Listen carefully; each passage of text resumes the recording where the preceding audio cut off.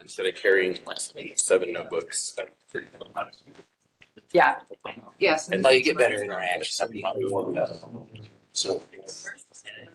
Yeah. Just upload things. Morning. We'll go ahead and get started. See a couple new faces in the room, a couple familiar faces. My name's Chandler Hagan. I'm the LAPP program manager with Campo. I guess we'll get started with just a round of introductions. Morgan, would you,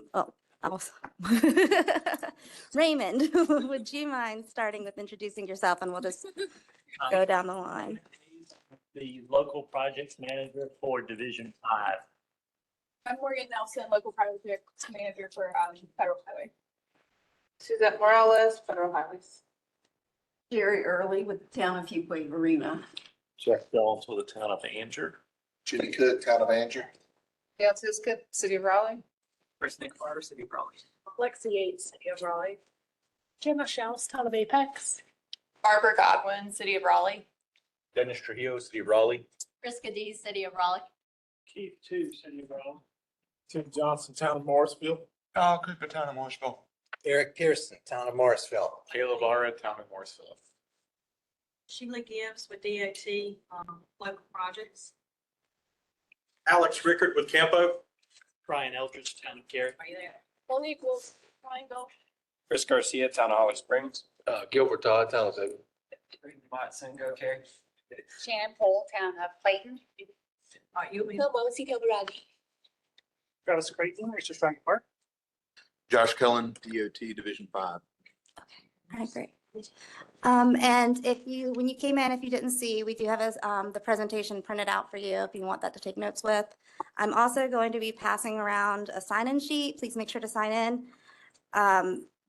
The third column is highlighted. You're going to be tempted to put your email there. Do not put your email there. Well, you can, but that's not what we want. What we want is if you have not already provided it, many of you have, but if you've not already provided your AGOL user account, that is what we need there. If you don't know what an AGOL user account is, but you have GIS staff or a GIS department, please contact them and tell them that you need an ArcGIS online user account. And then they will be able to provide that for you. If you don't have GIS staff or a department within your municipality, please let me know and we can arrange to set up a guest account for you. Already forgot. All right, so just out of curiosity, how many of you this is your first LAPP application training? Oh, wow, so that's pretty good. How many of you this is your second LAPP application training? More than 2. More than 3. Okay. Yes, Raymond. Oh. Yes, okay. So, all right. So we have some really familiar and some newcomers. So welcome to the newcomers and thank you for coming back to those of you who are back. Let's see. And I need to try. All right. Come on. That is. Can you advance the slide for me? It says on. Okay. So just a quick introduction to the LAPP program. In March 2010, the TAC directed campus staff to create the LAPP program. And that was to make a holistic program to prioritize highly effective projects. And it was prompted by a large rescission of federal funds. So the main priority was to prevent the future rescission of federal funds. And it included establishing an annual modal investment mix and creating an appropriate project tracking system to monitor status. And as you see, establish a training program, which we are participating in today. So today's agenda is we're going to introduce the LAPP program and go through the federal fiscal year 25 and into 26 schedule, the LAPP eligibility and pre-submittal process, FHWA and NCDOT processes. That's why we have FHWA and NCDOT here. The LAPP application process itself, and then how we score and the projects and select them. Okay, we are going backwards. Okay, so as most of you know, we set our target investment mix that was approved by the executive board just last week. It's the traditional split that we've done for the past, I think, 5 years now. So we have roadway 16.25 million, bicycle 6.75 million, and transit 2 million. All LAPP awarded projects are funded with Campo, STVGDA, and TAP apportionments in NCCMAC and CRP funds. So the funds are programmed, but they're not guaranteed. And we do over-program because some projects get delayed or canceled. And a federal fiscal year, for those of you who don't know, starts on October 1st and ends on September 30th. So federal fiscal year 25 is getting set up to begin, and you're applying for federal fiscal year 26. So that will begin next year, October 1st, 2025. So right now, the call for project opened to the executive board last week. They did approve that. And then we're doing the training right now. The next big deadline, you're going to see this come up again and again in this presentation, is the deadline to set up for your pre-submittal meetings. We need those to review your application. So that will be the next step in the application process, is to have the pre-submittal meetings. And we currently have those scheduled for October 1st and 2nd. And then the project process closes on October 31st.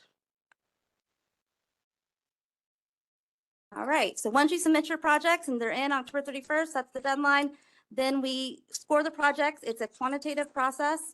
So that's come up with our scores internally, and then we review them with the selection committee that meets in December. We take their recommendation to the TCC in January, and we go back for approval in February.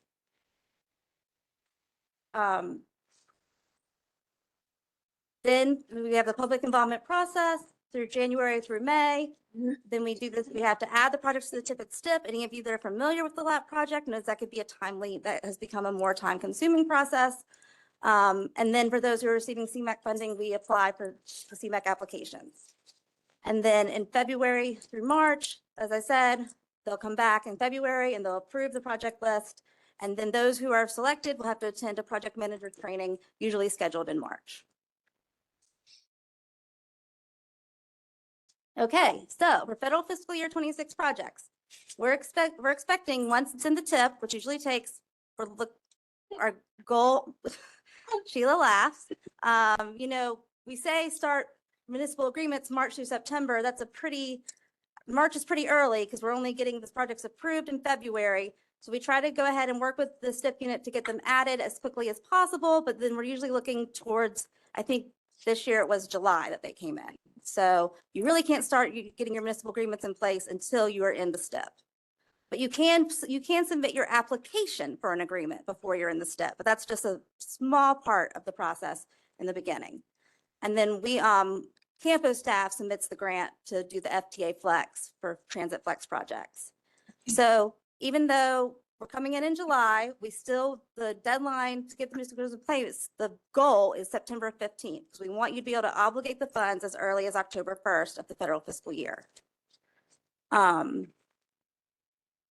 And then also in 2025, we will begin, as we're working on 2026 right now, in 2024 and 2025, we will be working on 2027 LAPP, getting the target modal mix approved. So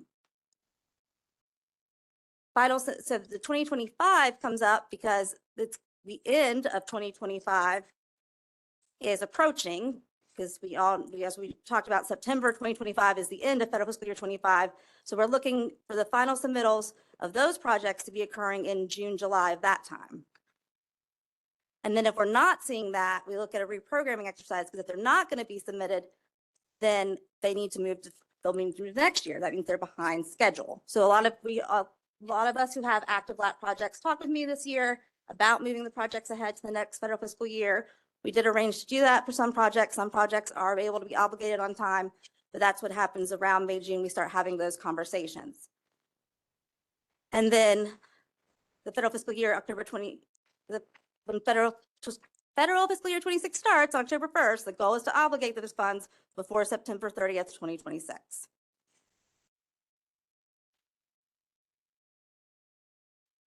So once again, back to June reprogramming exercise, we do like to see that you're authorizing the funds prior to June 1st, making final submittals. If not, we're looking at possible reprogramming or moving it to the next federal fiscal year.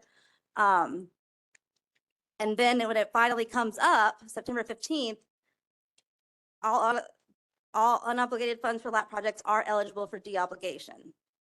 Are there any questions about that? Okay.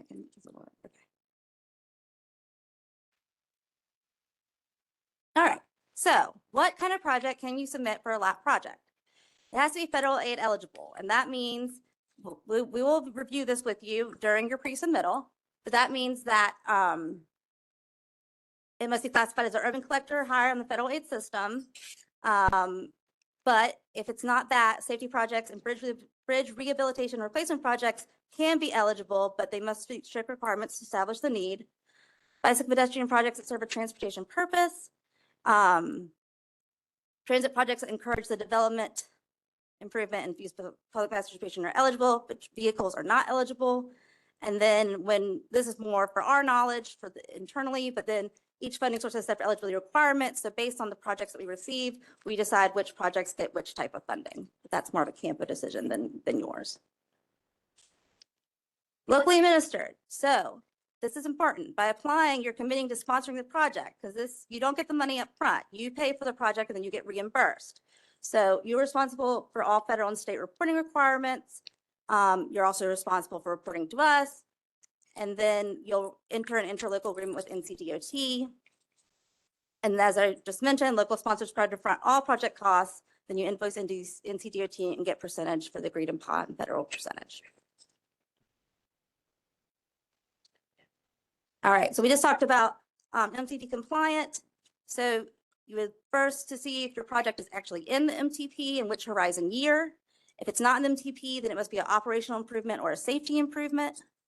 The Greenway multi-use path or an on-road bicycle project must be on the MTP as well. Sidewalk projects don't have to be in the MTP, but they should be in a local plan. And transit projects must be identified as a first horizon year project, second horizon year project, or operational improvement, safety improvement, or in the Wake Transit Plan. So if they're not, they don't have to be, if they're not in the MTP, they should be in the Wake Transit Plan or be an operational or safety improvement. We haven't had many of these, but intelligent transportation systems, you have to have a deployment plan that has NCDOT approval. Is anyone here interested in an ITS, doing application for an ITS system, just out of curiosity? No? Carrie did one Carrie did one. project. They're connected vehicle project, okay. Well, before my time, but that's good. So, but if so, it must result in complete deployment and must include all functionally beneficial locations. Okay, so project phases that are eligible basically come down to PE, right-of-way, or construction, transit capital projects, travel demand projects, and then ITS project implementation. And then, as most of us know, the scoring does prioritize construction projects. And that's towards this next item, which is shovel ready. So design, NEPA, right-of-way, and construction. So we want to fund shovel ready projects and those closest to construction, what we consider the most shovel ready. So these schedule standards must apply. We've just covered these in the earlier schedule, but you should have a fully executed agreement prior to September 15th. You should be making final submittals prior to June 1st, and your funding authorization must be received prior to the end of the federal fiscal year, September 15th.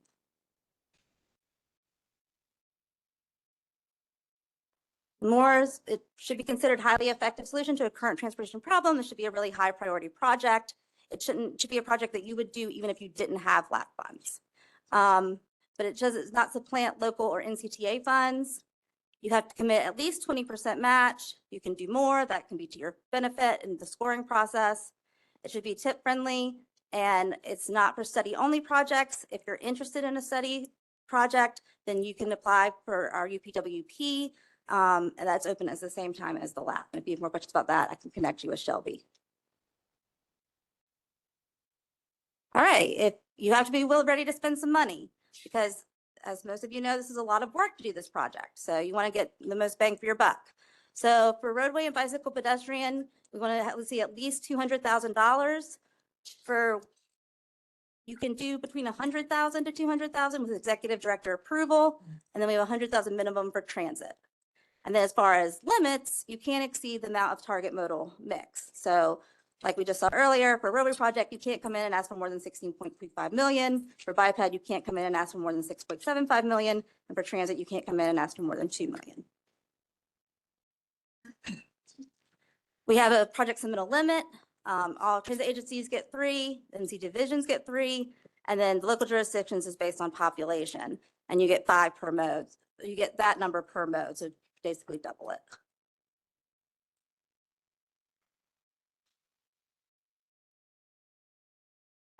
And then there is a consequence for not obligating your funds on time, as most of you are aware. For every past due project, we subtract that from each mode.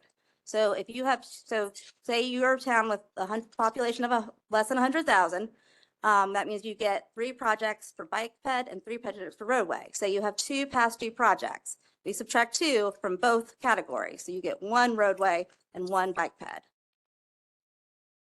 If you exceed your limit, so say you have 3 or 4 outstanding projects and you only get 1 total, you can pick if it's roadway or bike ped. No unfunded project carryover. If sometimes, so that means if you applied and you scored, it doesn't automatically get rescored again. You have to reapply. And when you do, you can't just use the same information because we expect that information may change. Scope may change. We know costs certainly change year from year. The priority may change, and but we do want to know if it's been submitted before. Okay, so the pre-submittal process we're highlighting again. We're going to be meeting in early October, so you need to have a lot of information into the application by early October. And we meet with FHWA and NCDOT staff, and we just have you explain the project to us. We look over the project details. We ask any questions we may have. And it's just to make sure that we have all the information we need before the final application. We can tell you, okay, you're missing this. We don't necessarily agree with this. You might need to go back and fix this, or everything looks great, but basically getting you ready for the final submittal. So these are the items that are needed. You have to have your project description, your problem statement, a detailed project estimate. I know in the past we've had various different types of project estimates. We want detailed, realistic project estimates. So you need to say where this came from, like where you got this number from. The project schedule. So when you go into the application, there are a lot of milestones in the project schedule, and only maybe a third of them are required. That is so you are able to save your application without having to fill out every single milestone in that schedule. But everything in the application is required for completion. We just didn't make everything required up front because then you might have to have it open for 3 hours and not be able to save it. So all those milestones are in there to help you think through how long is this going to take me? Because you might think you can get from design to right of way in 6 months, but we put in all those milestones in between, and you need to be showing what dates you're hitting those targets to actually equal 6 months. So we're trying to get you to think through that process, and we'll be reviewing those very carefully this year. You also need to include a project map so we can see where it is and our GIS data. And for new location roadway projects, we have to pull data from a parallel route. So we'll help you prior to the pre-submittal. You'll need to be in contact with us if you have a new location project. Is anyone planning on submitting a new location project? Nope. Okay. But if you were, we would work together ahead of time to identify that parallel route. All right. So I believe the deadline, the link to sign up is online. I will provide y'all with that link. The meeting schedule is October 1st and 2nd. We usually only need 30 minutes for every 2 projects. So based on how many applications you're planning on submitting, that's how many time slots you want to sign up for. And the deadline to sign up is September 20th. If you do not attend a pre-submittal, you cannot submit an application. So this is a requirement. All right, mentioned cost estimates briefly. The cost estimate must be made within 2 years of the application year. all cost estimates require a 25% contingency, but based on the phase you're coming in for, we recommend a larger contingency. But you must reply a minimum of 25%. And then you'll also want to make sure to add in the NCDOT review fees, 10% or 5,000, whichever is greater. That's still an really accurate number. Good enough amount. Good enough for now. I don't want to do that. Okay.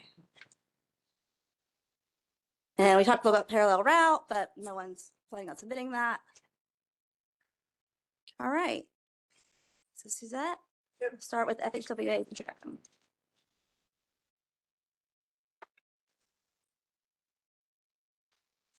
All right, good morning, everyone. I'm Suzette Morales. It's supposed to be me and Joe, but he's out sick, so I'll be doing his part. Actually, it's supposed to be Loretta too, so I'm doing her part too. So if you have any questions, just save them. Okay, so we're gonna go over conformity, we're gonna go over CMAQ, and we're gonna go over NEPA. So these are all things you need to do before you can get your project started. So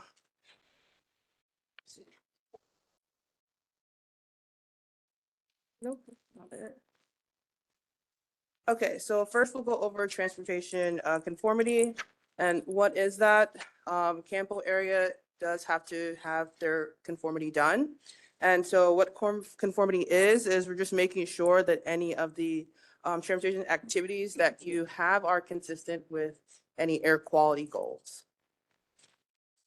Okay, and the areas within Campo that are impacted by conformity are Franklin County, Granville County, Johnston, and Wake. And if you cannot make a conformity determination, then what happens is all your funding is stopped and no new actions can be taken. So you won't have any like funding authorizations for the different phases that you need to go to for your next projects. So we really need to ensure that we get that conformity determination. So what are triggers for conformity? So sure, you may have conformity completed, but if there are certain changes, we would have to do it again. So that includes changes in project scope, such as the number of lanes, auxiliary lanes. Let's say you initially thought you were going to do like a 5-lane, but now it's going to be a 4-lane divided. Well, that's still considered a change of lanes. And so then, you got to do conformity. So auxiliary lanes, managed lanes, change in the project length if you're adding or deleting, and then replacing an intersection with an interchange. So these are kind of your conformity triggers. And you would need to also initiate conformity determination when you're doing an adoption to the MTP, and then also if you're doing an amendment to the MTP. And then, let's see, also with an adoption or amendment to your TIP or STIP. So what are the implications? These are things that are going to be subject to conformity or not. So how do you know if it's subject to conformity? If the project is in a non-attainment or maintenance area, which we are in a maintenance area. And if you're going to be doing an amendment, except for projects that are considered exempt. And you're not subject to conformity for projects that are in non-attainment areas. Or not in maintenance areas. And then if you're doing any administrative modifications to your TIP or STIP, and then if they are exempt projects.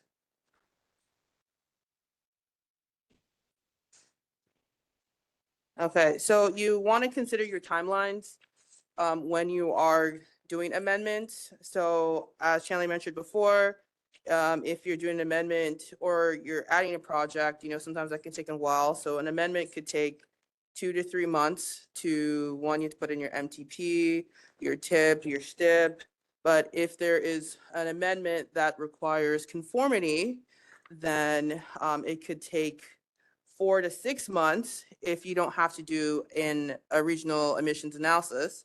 But if you do, it could take 9 to 12 months. So you really have to consider your timing. And maybe you want to even delay making those changes if you can. If you can delay it till the next MTP or, that could be beneficial. So then you're just doing it all at one time. All right, so let's move on to CMAQ. Okay, so it's CMAQ and CRP, they're very similar. They have similar eligibilities, but if you have particular questions about the CRP funding, then you can reach out to NCDOT about that. So for CMAQ, we provide funds for programs in air quality areas of concern, so places that have been that are in non-attainment or maintenance, or they used to be in that, because you never know, you could be subject to that. Standards can change every 3 to 5 years, so maybe you might get back into the non-attainment at some point. So we provide fundings for those areas to help improve air quality and maintain that positive air quality for those areas. So this is jointly administered, the program, by FHWA, FTA, and in conjunction with EPA. Okay, and then let's see. CMAQ is included in each highway bill reauthorization, and it's provided more than 13 billion in funding for more than 16,000 projects over the country. So, nationwide, we're trying to make improvements in our air quality. So these are some examples of CMAQ eligible projects. You have ones about congestion reduction, traffic flow improvements, transit improvement, bike ped projects. Let's see, travel demand management, outreach, public education, those are considered eligible. Alternative fuels and vehicles, EV, infrastructure, diesel, engine retrofits, value congestion pricing. If you have any questions about a particular project to see if it is eligible, you can reach out to NCDOT or you can reach out to me or Loretta Barron. So the process that's done for the CMAQ submittals, that's been created by NCDOT.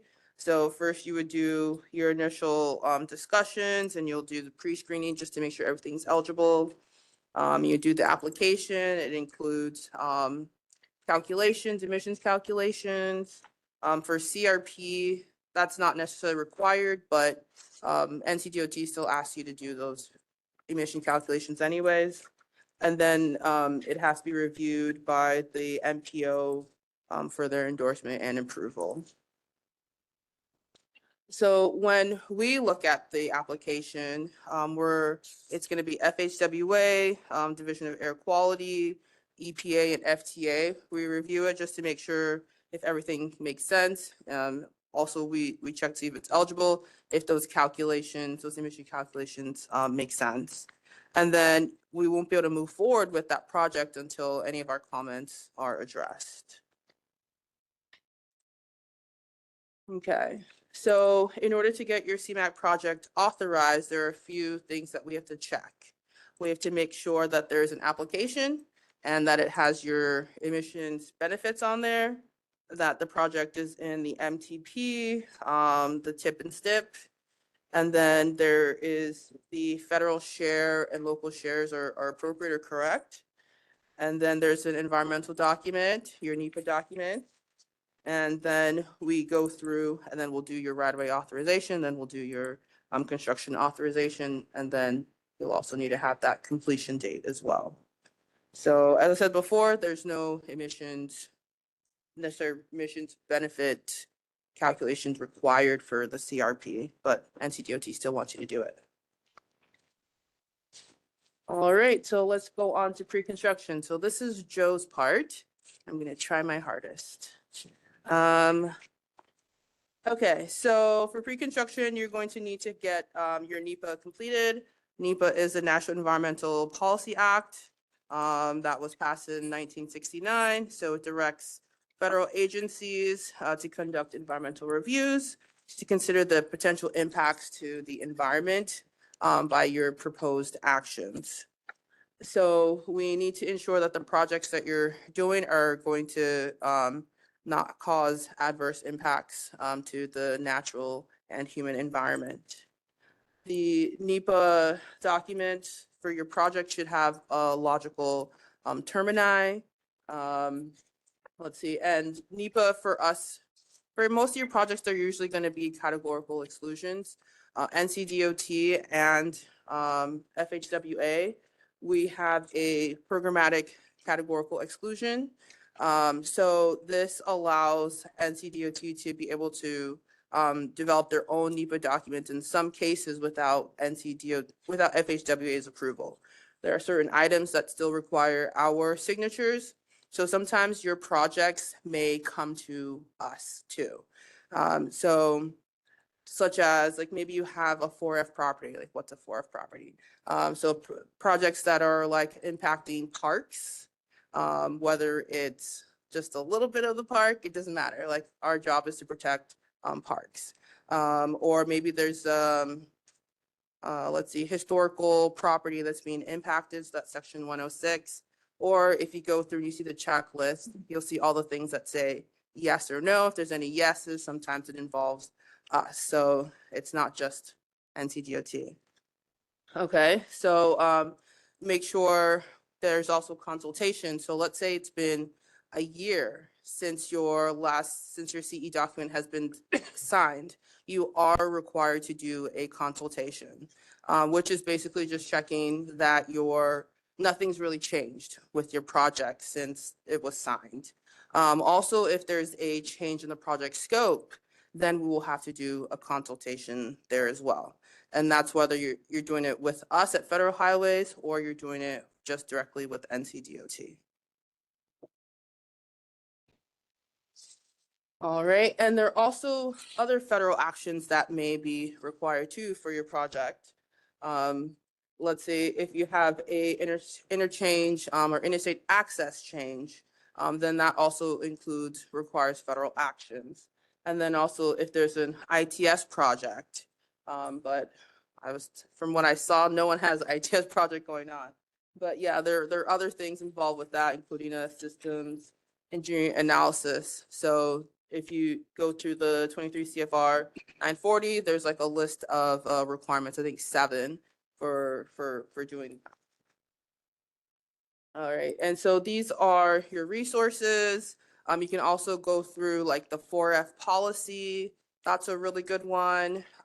Just Google search 4F policy and you'll find it. Same with section 106. So I think that's it. Yeah, you can't ask. You can't ask me questions. Okay, that's it. Thanks, y'all.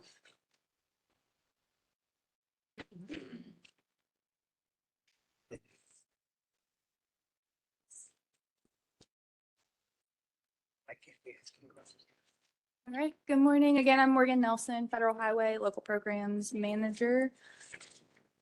We're gonna go over, really once you have oh, no, we're not gonna go backwards because you don't want to hear me talk about NEPA.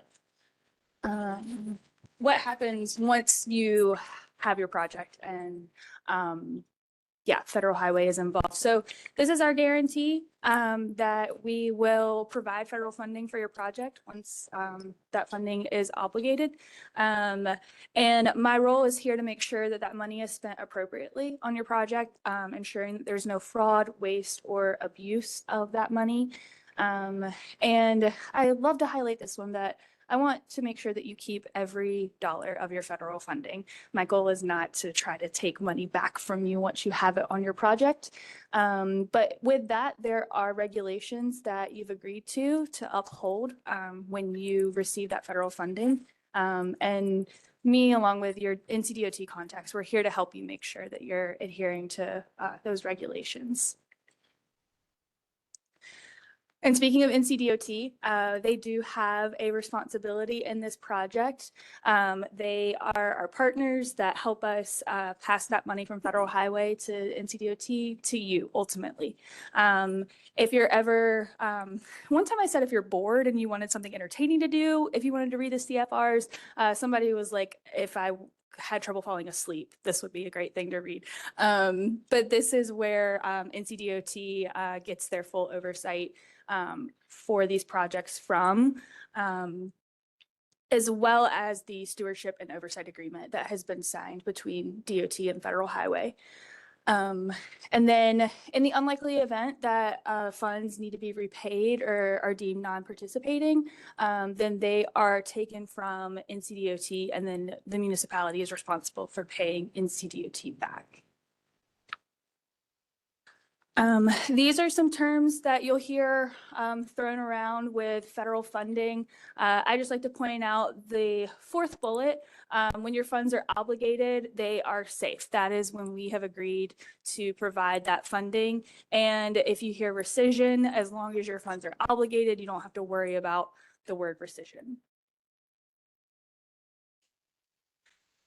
Okay, so this is probably the biggest thing that we need to highlight is when you're incurring expenses on your project.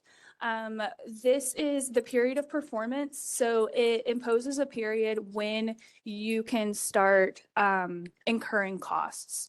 So there's the project authorization date or your start date through the end date. So NCDOT has a fancy formula where they will calculate based on the type of project, when you're complete in construction, and then add additional time to get you through that like closeout process, that final documentation. And that's what goes in our federal highway system, where we're tracking where the money is going on each of our projects.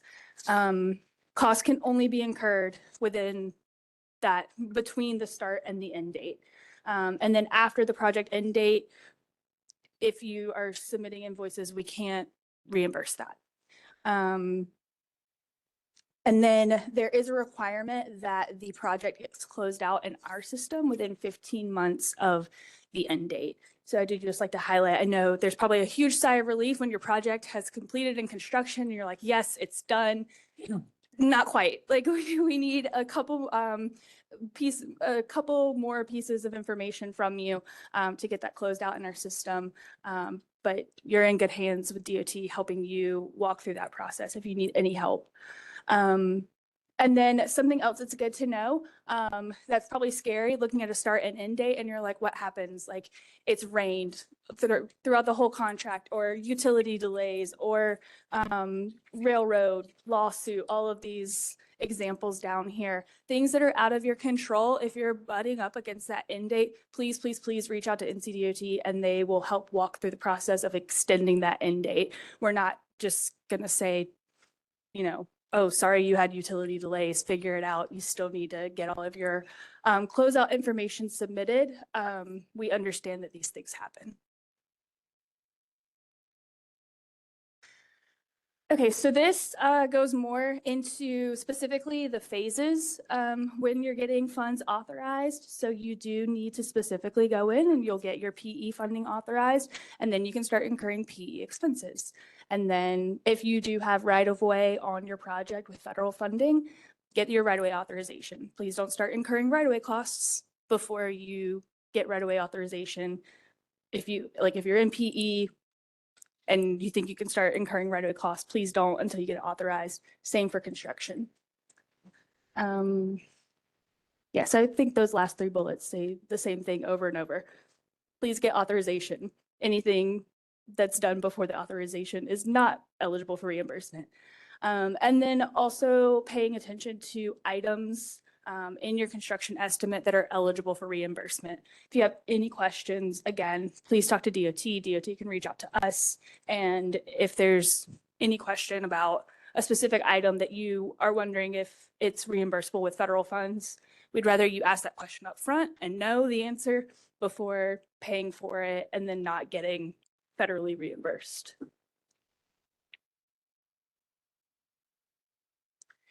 So one thing that we do keep track of in our system is inactive projects, and that's just if you have not had an expense hit our system in a year, then it's going to be considered inactive. And any funding that is obligated on that project, if it goes inactive, we can take that money. Because if you're not submitting invoices or things like that for a year, we think, oh, you don't need that money. So we'll take it back and we'll send it to another project.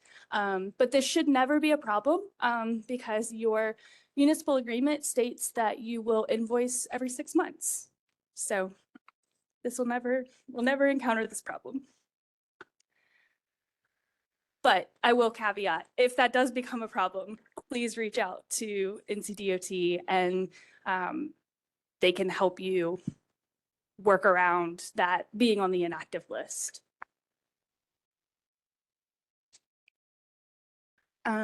So more of what did you sign up for by asking for federal funds? This is when Federal Highway is going to come around and just want to participate in some meetings with you guys. So your pre-construction meeting, we asked to be invited to those, we being me, as well as your NCDOT contact and your M&T contact. I can't guarantee that I will be at every pre-construction meeting across the state of North Carolina, but I do try my hardest to at least be able to call in to those meetings. You guys, you're local, so I try to make it in person to those pre-construction meetings. The records review, that's something that I'm tasked with doing. And I am looking at projects that are about 50 to 75% complete in construction. And I'll come in and do a record review. I do have a copy of that checklist that everybody can have if we want to send that out. I think it's also on the LPMO website, if I'm not mistaken.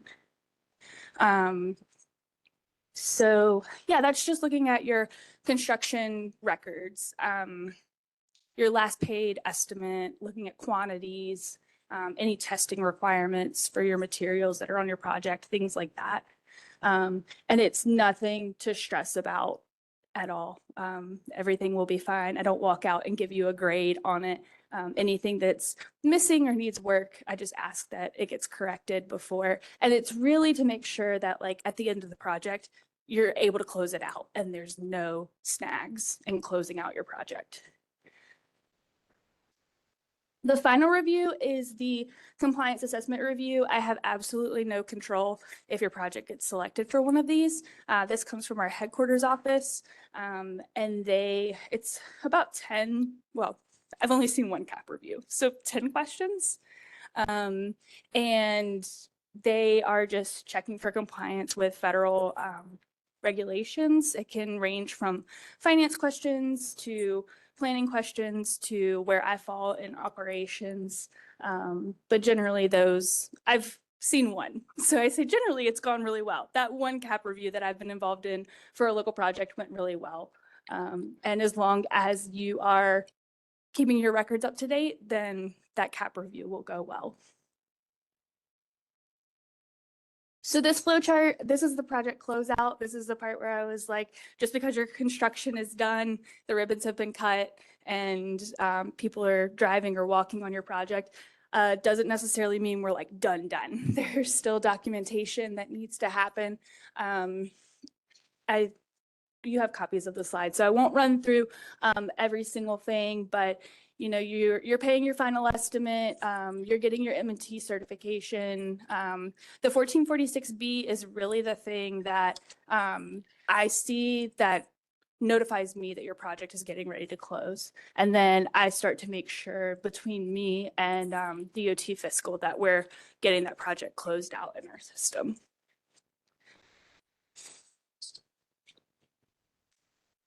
Okay, so again, another reminder about closing out your project within 15 months of the end date. And then if timeframes are not met, the super circular actually does say that all funds can be taken back. But I have confidence that we can get through this process within 15 months of a project being completed. And then please keep your records for 3 years. So that last step on our flow chart is DOT will send you a final voucher and you are to keep records for this project for at least 3 years after the date on that final voucher.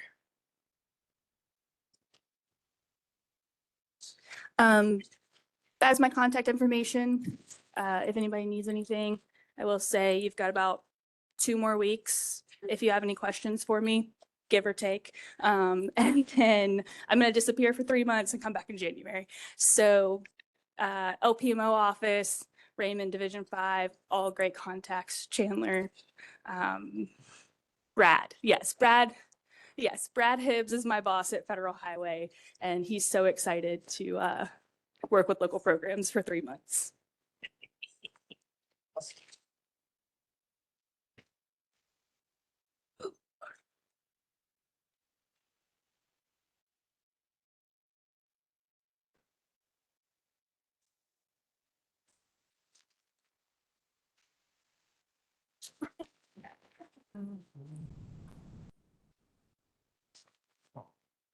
Okay.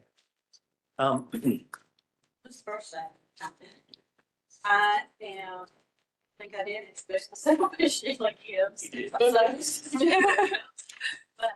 Sheila Atwood now. I have received several emails. Am I the same person? Yes, I am the same person. And I'm Raymond Hayes. I'm the local project manager for Division 5. I've been doing this for a little over 6 years now. I know a lot of y'all in here, some of y'all, I don't know. I only manage Division 5, so those of you that are in Johnston County and Clayton, that's Division 4 or Division 8 or 6. I can give you all the advice you want, but I'm not the person you need to contact. You should have a division manager in that division for managing local projects to assist you if needed. So the point of this training is to inform you of what the program expects. And a lot of the challenges the projects have had in the past is the budget, money, and figuring out how much things are going to cost. Ignore the last 3 years of that craziness. It was a problem before then too, so don't feel like last 3 years has been special. But when you look at the project, you got to think about three parts of the program, of the project that go together: scope, schedule, and budget. You need to define a good scope to your project to make sure that you know what you're going to do. Because that way you know how to estimate it and you know how long it's going to take. So, and the other thing critical about the scope is make sure you encompass everything you want your project to do. If you're doing a sidewalk project and you're going up to this intersection, we're going to tell you, you need to include 100 feet on all legs of that intersection out. Because if you want to go across, if you do your project up to an intersection and you're like, oh, we're doing this ramp. Oh, well, now after we start work, we want to go across the street and do that ramp over there. Sorry, that is literally outside your project limit and outside your project scope. So unless Chandler blesses it and says you can do that, then you can. But then that creates other problems about your permitting document doesn't go over there now. And now you've got to go through all this other extra work to include literally crossing the street. So do it. It's not that big a deal. Because once you define your scope, that is what you are going to be responsible for doing. Scope creep on these projects does not exist. Because once again, the budget, as Chandler said, goes into your scoring. So if you want to go out and go across the street and do more work, that's going to mean more budget, and that could have affected your project scoring, meaning that your project may not have scored to get that money, and the next project may have. So I'm very diligent on project scope creep and making sure it doesn't happen at all. And then the schedule is also making sure you have a realistic schedule of your project and what is expected. If you're touching 4 or 5 parcels, you might get right away done in 4 or 5 months. If you're touching 50 parcels, you are never going to get right away done in 6 months. It's going to be like a year and 6 months to get that much done. So have a real expectation. It's going to happen. You can say it, we're going to do right away in 8 months. It's going to take you a year and a half to do 50 parcels. Plan for it. It will happen. Or you're going to have an uncomfortable conversation with Campo and explain why you put together a bad schedule estimate. Because Chandler's been having those conversations recently with those of you that have been lucky enough to have them. And then also part of the project group is that, sorry, I'm expecting a call from someone who's supposed to show up. you have a team of people to help you. Campo will work with you in assigning your funding based on your project. The division is your point of contact for all things related to the project, for technical compliance, design, construction, everything. And then LPMO is here to assist in helping you get through the bigger components of the program with your municipal agreement, funding requests, and things like that. So we all work together to help make sure you get your project built.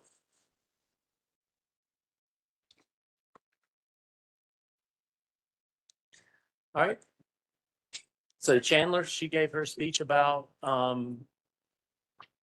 initially, they're the ones that assign the funding to your project. Once you explain to them what kind of project you want to sell them. I mean, that's basically what you're doing. You're saying, Chandler, we have a project. It's going to do A, B, C, D. We want you to buy it. That's what you sold them. And that's what you're expected to deliver. And so Campo will go through their process and score the project and make sure it meets the requirements and it's fair, equitably and fairly competes with all the other projects in the division or in the Campo region.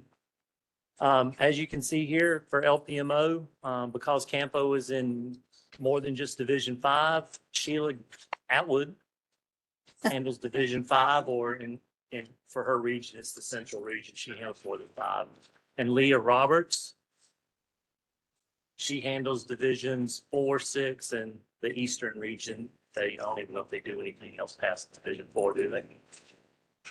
So, and like I said, you know, Sheila's the EBS expert. So every EBS problem, Sheila will solve it immediately. Municipal agreements, you can get those done in like 2 or 3 days. And funding authorizations, I think those take her about a week. Sheila. Oh, okay. And then, yeah, so she also handles any business services reviews, like when you submit your design consultants, and then also any of the engineering reimbursement requests that come in. Like I said, it's a reimbursement program, not a grant. You will spend the money and then get the money back. You will not be given any money. So please understand that when you're assessing your projects, your municipality needs to find the budget to pay for that job. So ever how much you think it's going to cost, you better be ready to pay for it in your town budget. At the division level, you can see Campos covers 4, 5, and 6. I cover Division 5, Addison 4, and Cedric covers Division 6. We handle all the technical stuff.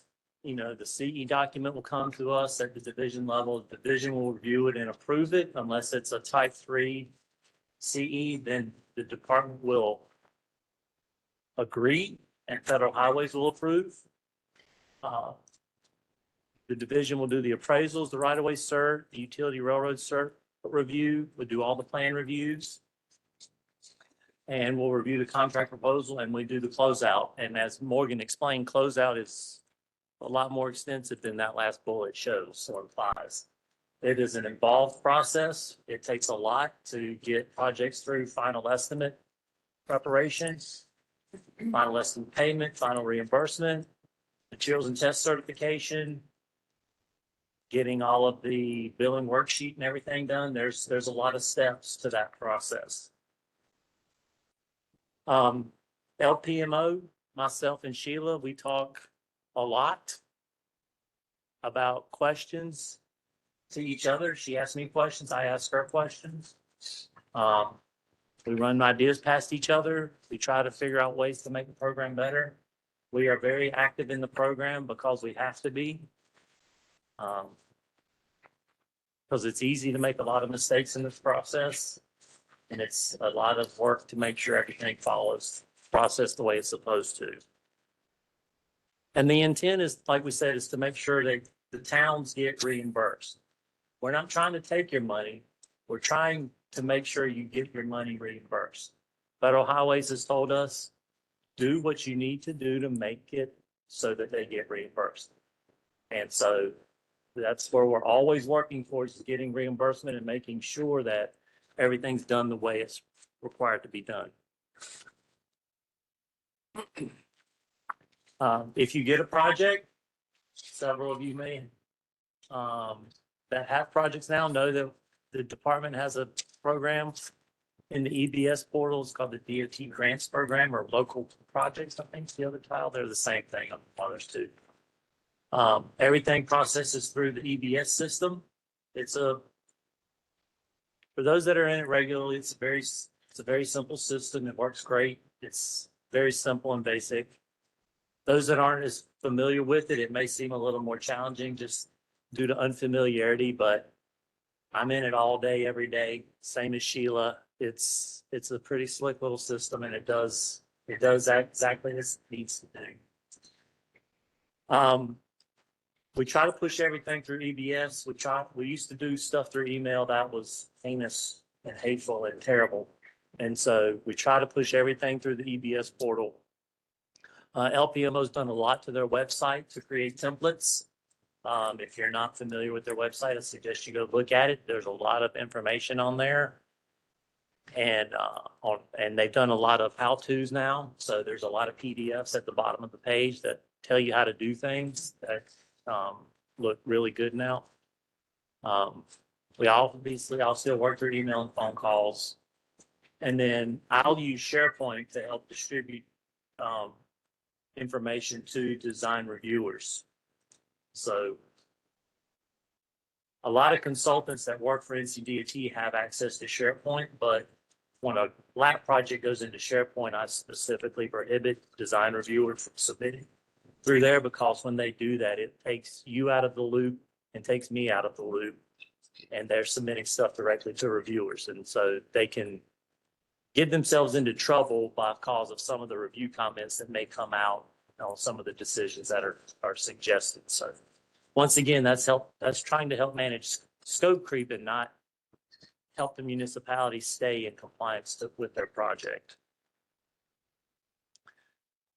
So here's a very, very general flow chart of the process. As Chandler stated, the project must be in the NTIP. You can't just say, oh, I feel like going and doing that street over there. It's got to be on their NTIP as a project in their schedule.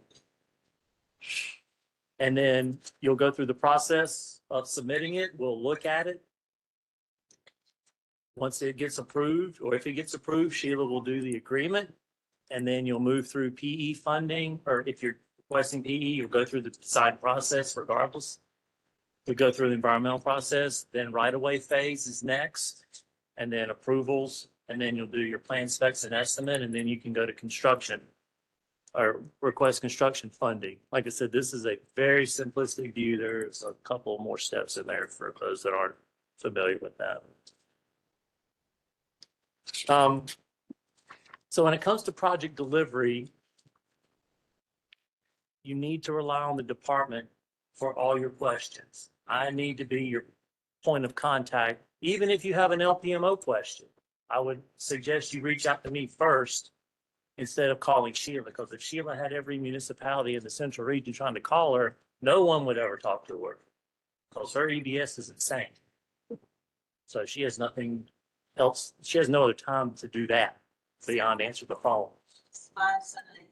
Yeah, she must have really made someone upset. Well, 7, 9, and 5 are probably 2/3, 3/4 of the LAPP program in the state. That's a large chunk of the program. So rely on me or your division contact, for those that aren't in Division 5, as your point of contact. Everyone here that deals with me knows you can call me. I may not answer, but I will get back to you eventually.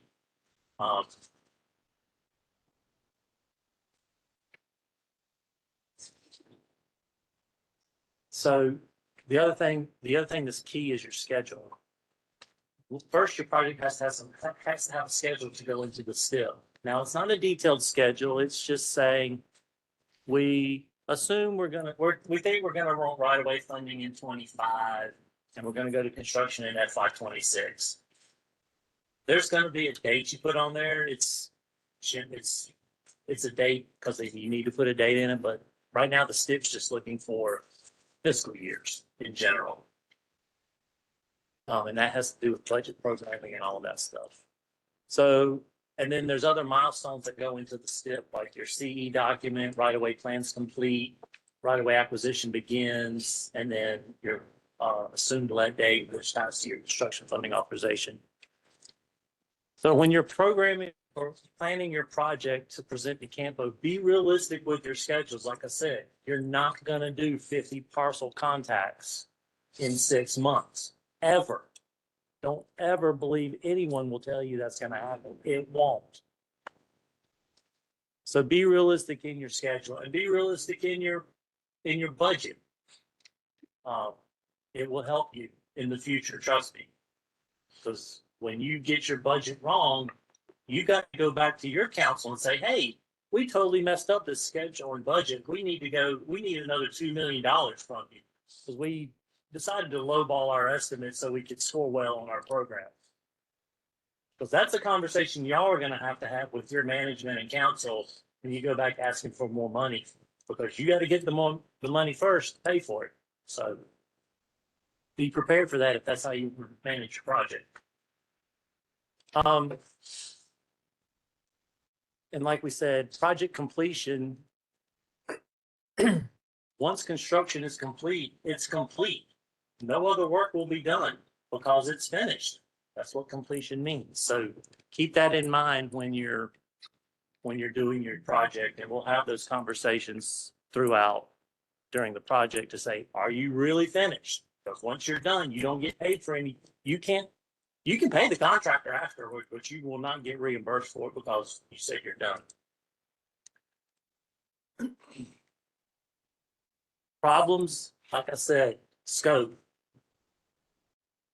We'll discuss that at your presentations when you come to Campo in early September, whenever she said it was. We'll discuss your scope. And scope also work out, think about the timing of your project too. What I figured out is one of the critical components to a LAPP project is, does the schedule of the project fit the LAPP program schedule? So just think about that as you're working through the project and estimating and planning it out. Constructability, can you build it? Are you going to have to? Fancy is expensive. I'll tell you that. Flat out every time. Fancy, pretty is expensive, and it's going to cost you a lot of money, and it's going to be slow. Plain and simple, every contractor knows how to build that. That is going to be your best bet. Yes, you can have architectural features, that's fine. Everybody wants something nice about their projects, but don't go out and go crazy with some monstrous architectural component of a bridge. It's gonna get out of control budgetarily. Availability of right-of-way, like I said, you need to have an understanding of what right-of-way is going to be like on your job. If you're gonna have everybody fighting you and hate the project, then it might not be a good project. Once again, part of this NEPA process is community impact.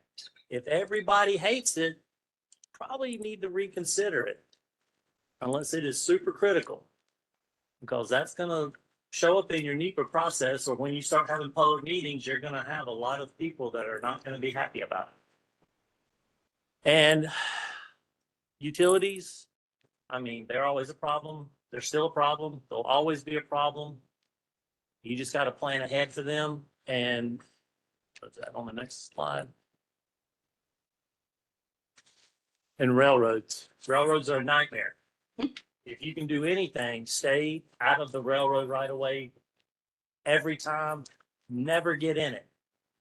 Right, Asa?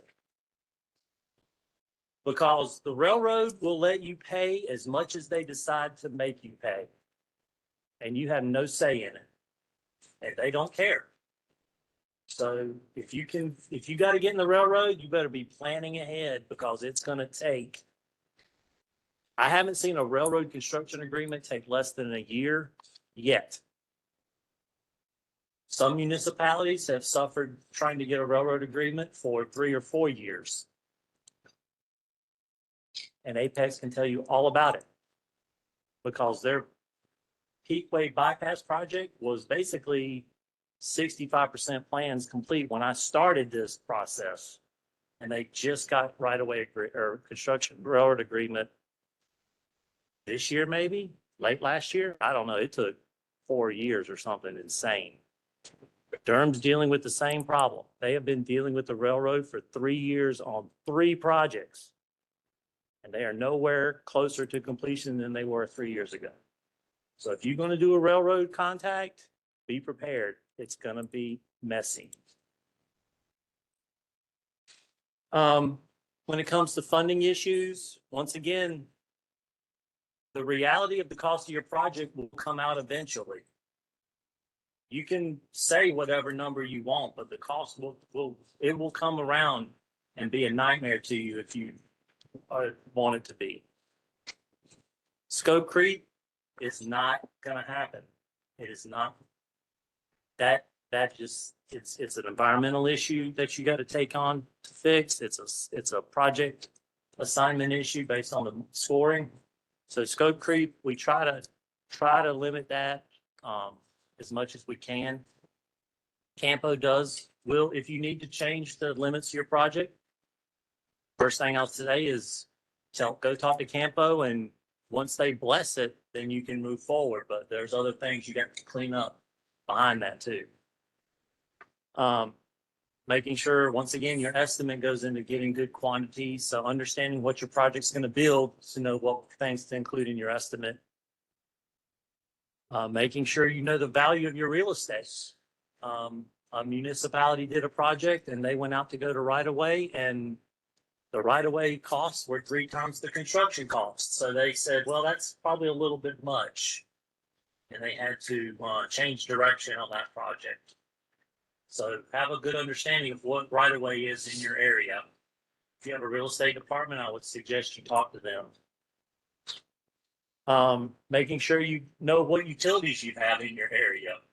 If you're going out there and having to move all your water and sewer mains, that's going to get insanely expensive, and it's going to blow your project budget apart. If you're going out and moving 50K power, you're talking 7 figures to move power. If it's high power distribution, it's not going to be cheap. So have a good idea of what you're touching. If you're expecting AT&T to move an underground 10 by 10 vault, 10 foot by 10 foot vault, that will never happen in less than 2 years. So know what you're touching on the job. And environmental issues, make sure you're not going out and digging up the Superfund site, because that'll pretty much stop your project immediately. So know your environmental issues. DOT has the Atlas site that can do a quick and dirty review of your project area to make sure there's nothing egregious within your project area. For those municipalities that have been in the program, you have active projects, you have current data. So use the projects you've had in the past, use adjacent municipalities projects. DOT has bid averages, but the DOT builds roads. So their bid averages are based on road projects. So if you ever find sidewalk on a DOT job, it might be unrealistically expensive because it's a small quantity on a small job out in the middle of nowhere. So for those of you that have capital programs and you have trail projects that y'all do on your own budgets, use those numbers. Those are going to be the most realistic you have. Making sure you have a good project scope and a good understanding of the project will help contractors know what they're bidding on. And contractors like familiarity. They know how to build what they know how to build. If you're going to go fancy and new with some new technology and it's never been done in the state, you're going to pay dearly for someone to learn how to do it. So just keep that in mind. Your engineer's estimate, I will question you consistently about making sure your engineer's estimate is up to date. Because that is one of the key components that is used in determining how the department looks at concurrence and award with the project. So your estimates need to be in line with the bids. Your estimate, the goal is not to have your engineering firm be the low bidder on the job. That's the last thing you want to happen. Also, too, when it comes to bidding, you are not at all permitted to negotiate with contractors at all, ever. So just keep that in mind. You can't just solicit a firm and say, hey, I got this project. Here's a bid, give me a price. It has to be open public bid. So just keep that in mind too. You can notify firms that you have projects coming, but you can't say, hey, I want you to do this job. Give me a price for it. Nope, not gonna happen. I mean, you can. You just won't get any federal funding. You can choose to take it out of the program yourself. And then plan on cost escalation. Today's prices is today's prices. The project will only ever be the cheapest it will be if you built it today. Because tomorrow that price will change. Generally, cost escalation has been 3% per year, regardless of financial issues. I think the department now is assuming 5% escalation. So if you've got a project that you're estimating today and you're going to build it in 2 years, in addition to Campo's cost escalation, you may need to add another escalation for just the span of time, because it will go up and you need to plan accordingly for that.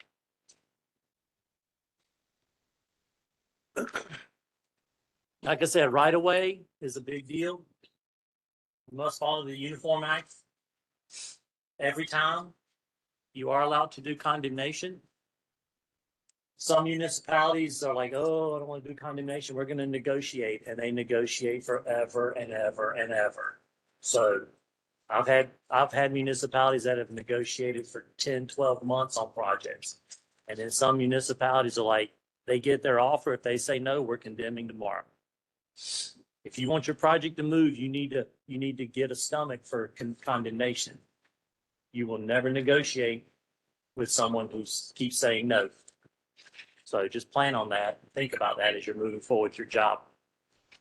The other big problem we start to see is estates with multiple owners that are scattered all over the world sometimes, and getting all of those people to agree to something is challenging. And then title issues or other issues that have been, I'm not aware of any big title issues, but multi-owner and long negotiations because no one wants to condemn is just a time killer on jobs. Like I said, utilities. Walk out there and look at your job and see what's there. Please. Above ground, you can call 811 and get a locate, just like everyone else can. They can come out and tell you what's underground, or hopefully give you a good idea. Make sure you have a good understanding of easement needs. Once again, this goes back to right-of-way tied to utilities. If you need public permanent utility easements, permanent drainage easements, those things like that, you need to keep those in mind as part of your, estimating process. And like I said, utilities can get expensive. So, some municipalities like to have they got to have their sidewalk straight and perfect right behind the curb line. And other municipalities like, I'm going to weave that thing around everything I can not hit. And so just think about that. If you got to have it dead straight, you're going to pretty much hit everything on the shoulder. So if you're willing to move it around a little bit, now, like I said, if you move it out, you might hit right away, but is the cost of that piece of right away cheaper than moving 500-600 feet of overhead power? That's something for y'all to decide. There are going to be administrative costs associated to your project. The DOT does not review these projects for free. Y'all have heard me say that. Say it every time.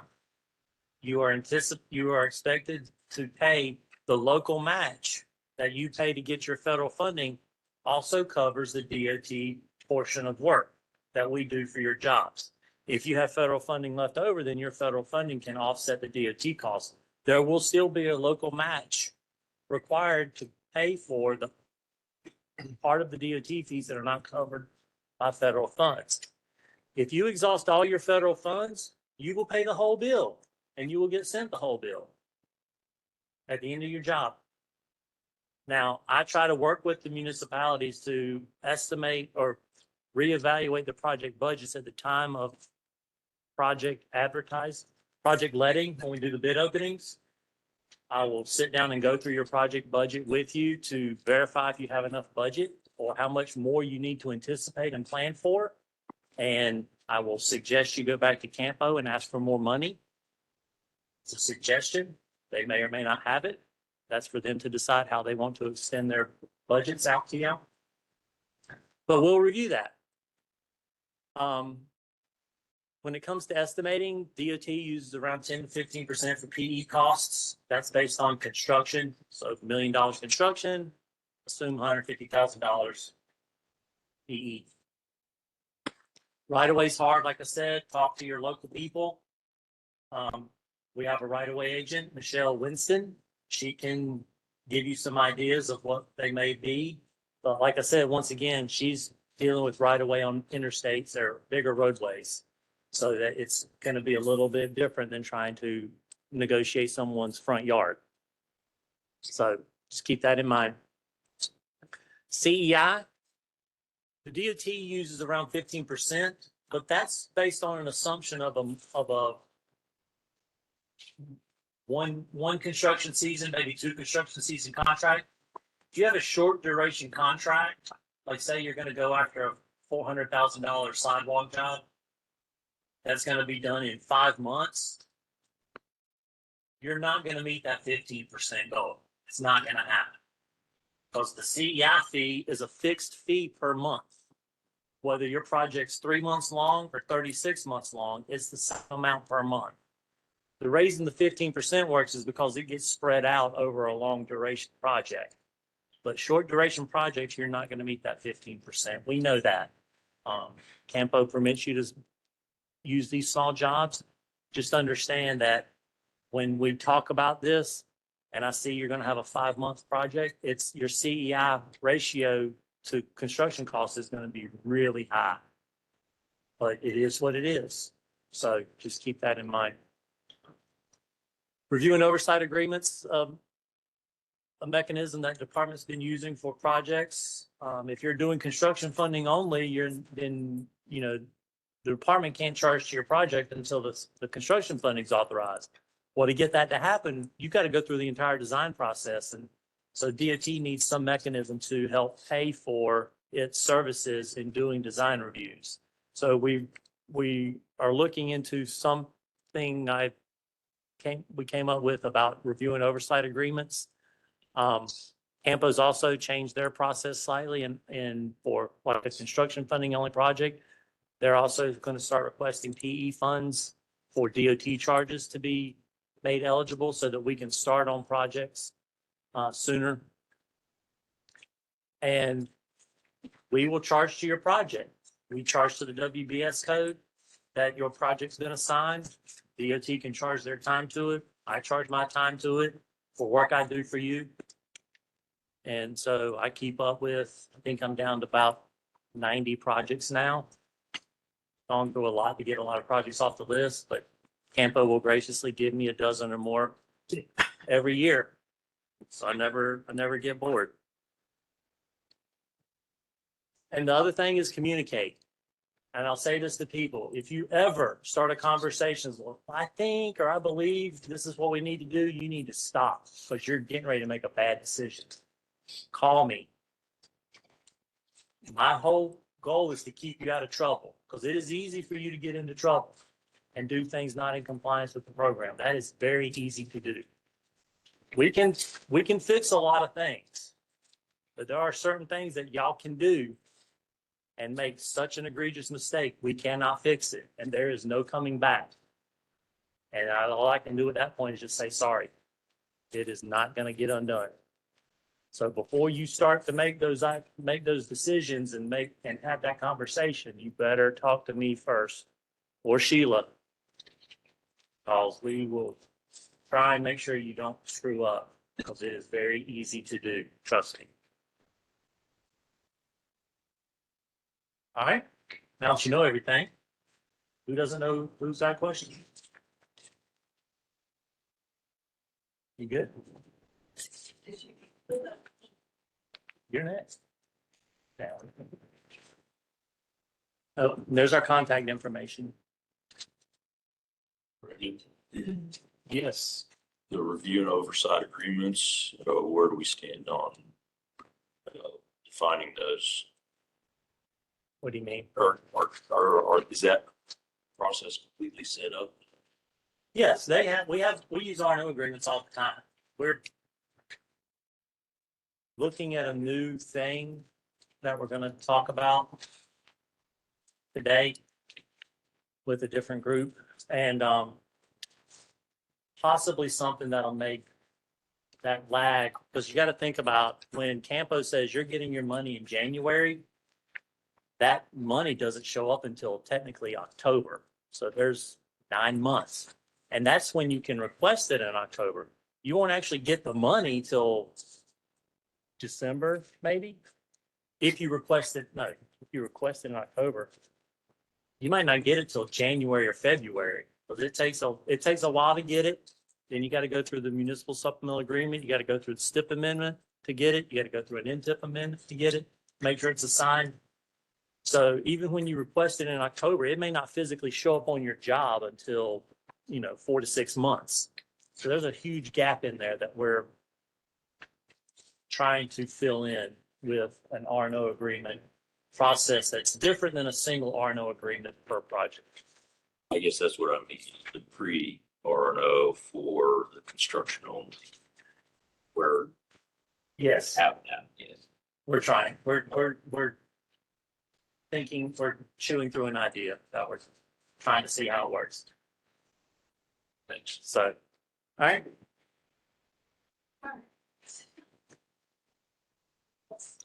All right, so what I want to do, first, there's a lot of new faces in here, so can you just raise your hand? This is the first Campo training first. All right, wow, okay. Okay, so what I want to do to kind of wake y'all up a little bit, we're gonna just go through a few questions, and some of these questions are based on what Chandler spoke about, Morgan, so let's see how well, let's, okay. The LGA receives funding from who?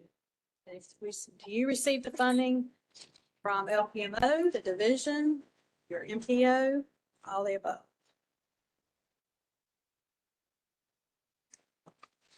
Anybody? Okay, you receive your funding from Campo, from MPO. All right, Raymond went over this. So what makes a good project? Your schedule, scope, and budget, your firm's scope and budget, your scope, schedule, and firm, or none of the above? Hey. Hey.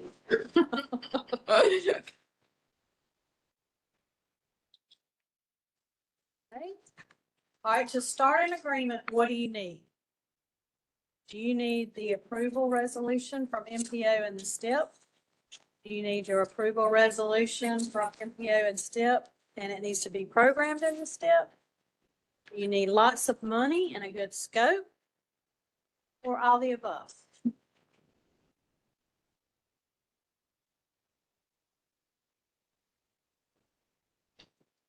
Okay, so this would be like what you're getting ready. You just got awarded Campo. So now it's time, you're getting ready. Before you can request your agreement for me, you need to make sure that you have your resolution from Campo and it's listed in the STIP and that it is programmed in the STIP, meaning if you go to the online STIP, your project will be listed with all the phases that you're going to request in your agreement. So are y'all familiar with the STIP? Y'all ever look at the STIP?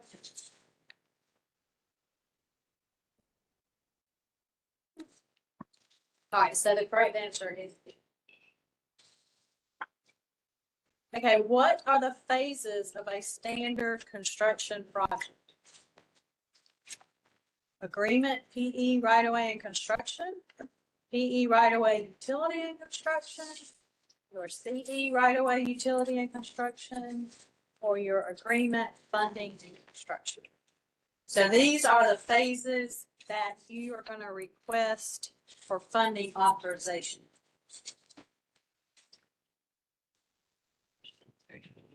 Shannon? B. B.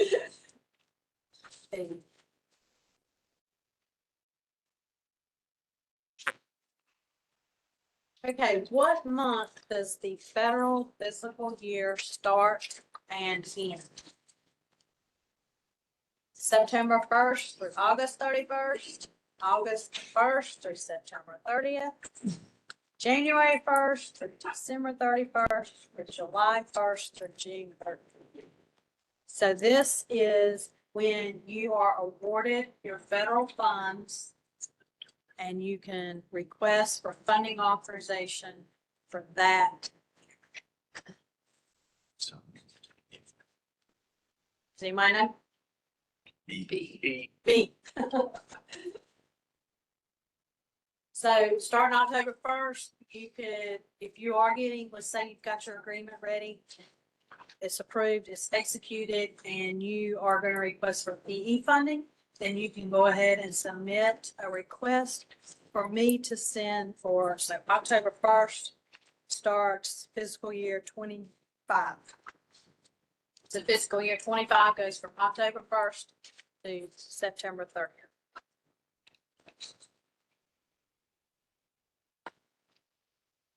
So it creates confusion. Okay, here's a trick question. So if right-of-way is programmed in fiscal year 25 in the STIP, and you do not have all your deliverables to request for funding authorization in fiscal year 25, what do you do? Nothing? Request for funding anyway, ignore it, or ask your division project manager to request a schedule change to the STIP.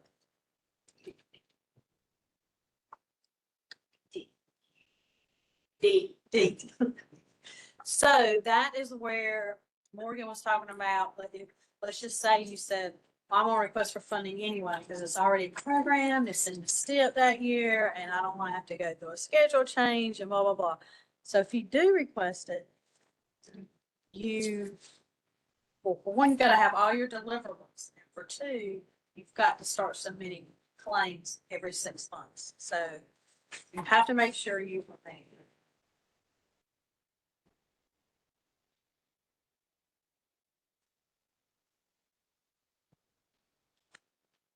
Okay, true or false?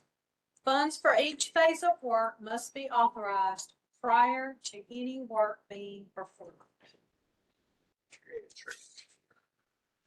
Shout it out. True. True.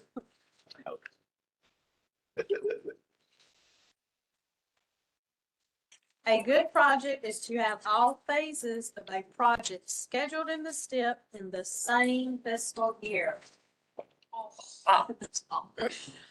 False. And we see that all the time.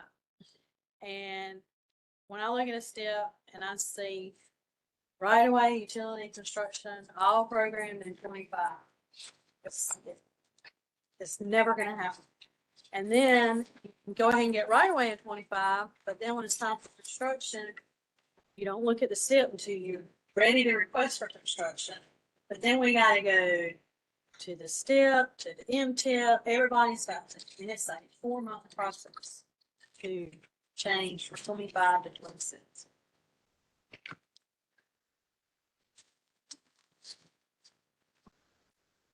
A CE document is good for the length of the project. False.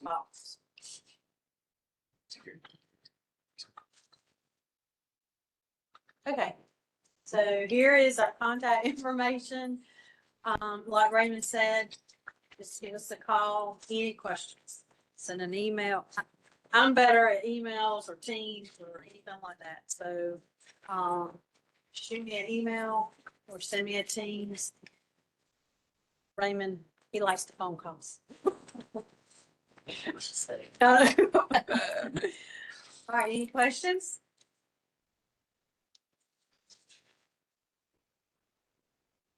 Have a good foot break, there's like, what a 10-minute break for everybody.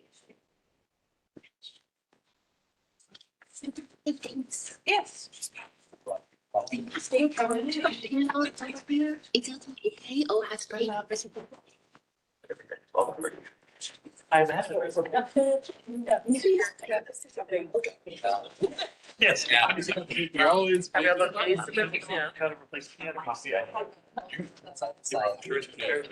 It's gotta be. There's no lady. Yeah, you can't go back. Oh, yeah.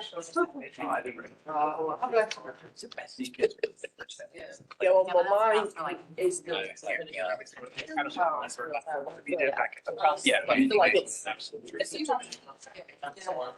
Ours is too. I think it's more like. Oh, okay. What are you gonna get? Well,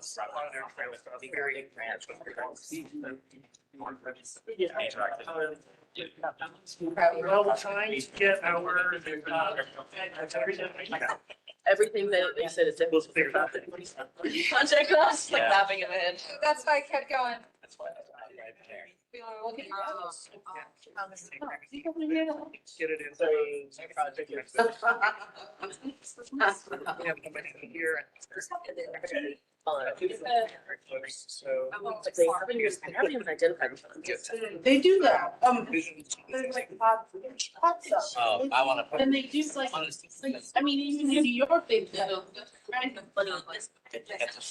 It's just not just. So we. Yeah. Now it's my. I don't know what colors is it. I gotta. I want to go on that. I remember Brandon Thursday. They're coming out. No, it's like, they should just do it small. Company. It's been some ways they have.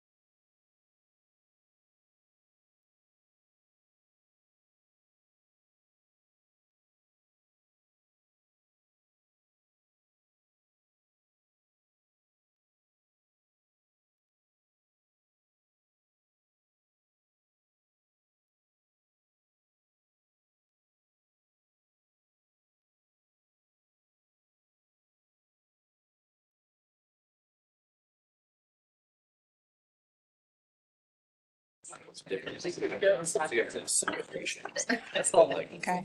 Hello, everyone. My name is Michelle Winston, and I represent Division 5, Division Agent, and I'm gonna go over the slide presentation as it results to right away for your lab projects. The division office, we're gonna authorize and certify your projects. And the Raleigh appraisal, our Raleigh office is gonna review the appraisals and approve them.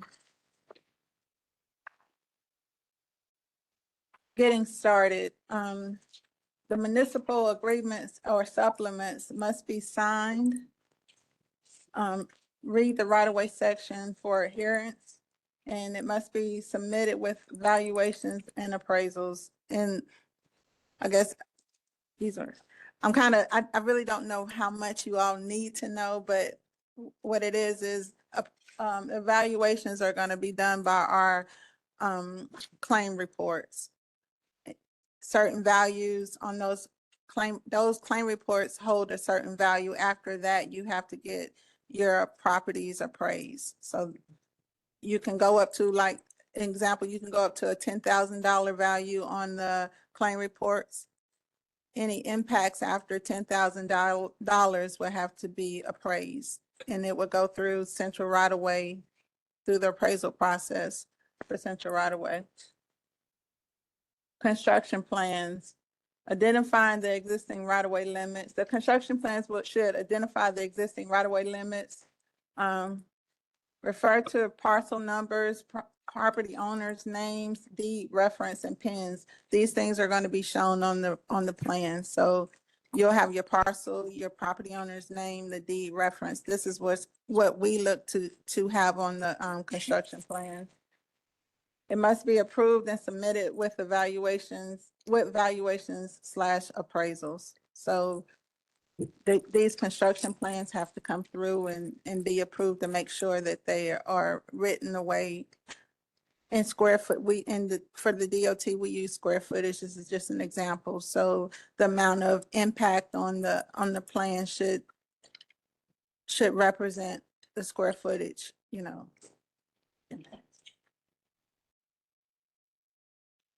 Next, progress reports and time charges.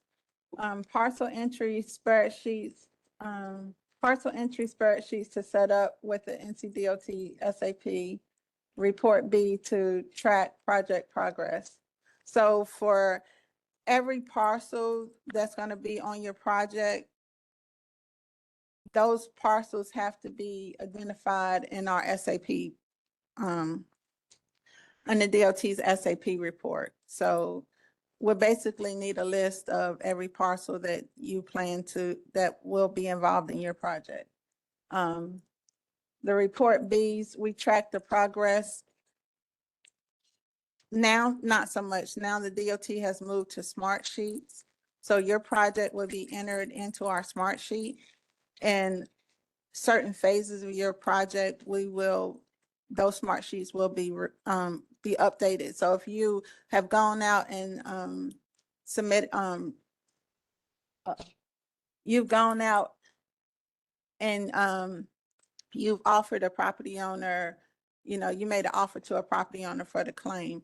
When you get to that phase of it, then we would keep a status of where you are on as far as the project acquisition goes. So as you move along, as we see you moving along, we will update on our end where you are until you get all the way to the end, till we get to project completion for each. And this is for each parcel that has to go with your project. Yes. What's SAP? It's a DOT tracking for charges. So the way I'm understanding this, for every parcel, it's a way for us, for a check to be cut for the parcel. So a check to be cut for review, a check to be cut for property owner if we are able to settle on claim, a check to be cut for appraisals or therefore. So it's just for funding. Every parcel has to be entered in that involves your project under SAP. The tracking system that's not very user friendly.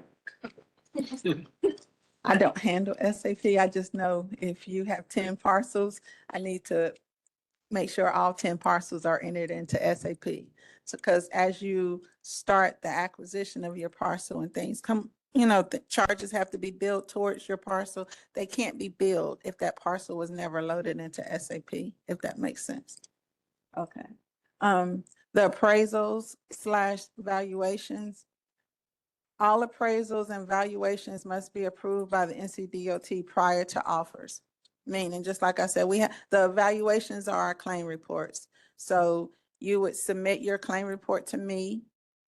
There's calculations on how you came about with your figure, how you ended up determining the value of the impact.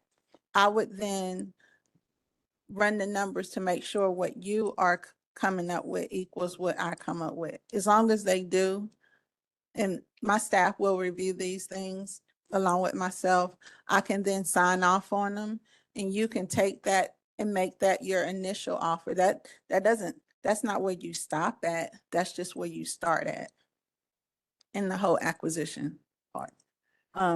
Like I said, the claim reports, they have a threshold. So if the claim report threshold, I believe it's $10,000. The numbers have changed. The federal numbers just changed on us. So kind of be flexible there. I can give you a strong number, but say the claim report, the threshold is $10,000. If when you're doing your calculations, you're already at 12,000, then you don't need to worry about a claim report with me. You'll have to get an appraisal ordered for that parcel. And we recommend you using DOT approved appraisers, because there's no need of you getting an appraisal, and then those appraisals have to go back through the DOT for review and approval. It's just easier for you to use someone that the DOT has already approved how they appraise. It makes streamline the process where you don't get, held up. Waivers and valuations can be used for values under $10,000 left. So there it is. I believe that the feds have changed this dollar amount. It was probably 10. It's changed. So let me look into this. They just upped a lot of things. So I believe the claim reports might have increased. They may have increased on us. Values not to exceed, and again, it's the $10,000 for condemnation must be appraised. So whenever we go to condemn, if I'm condemning on a parcel, even if I used a claim report to start my negotiations and we couldn't come to a reasonable offer, and I have no choice but to move in a different direction and go towards condemnation, I cannot condemn on any property owner unless I get an appraisal done. So then you need to, even if the claim was under the threshold for the appraisal, if you end up going towards condemnation, you have to then get an appraisal done on the property, and you need to do a title. So those two things you would need to go to court.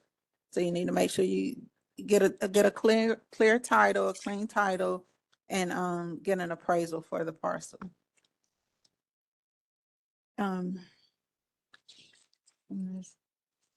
Okay, owners must know that they have the right to accompany the appraiser, / waive evaluations. Approvals can be face-to-face or email. So a lot, and that helps. If you know you're gonna get a parcel appraised or have to get something appraised, it's always best to ask the property owner to be present, because they can point out things that you might not know about the property that really increases their value. The appraiser looks at different things to determine value. So the more information they know about the property itself, the better. The quicker you might get that appraisal back. I know for us, the appraisers are, they're bogged down. I mean, it's a lot of work out there and we are keeping them busy. So it's taken us about 3 months to get an appraisal back. So the more information you know going in, or the more things you can have ready for them, the quicker the whole process may be for you. And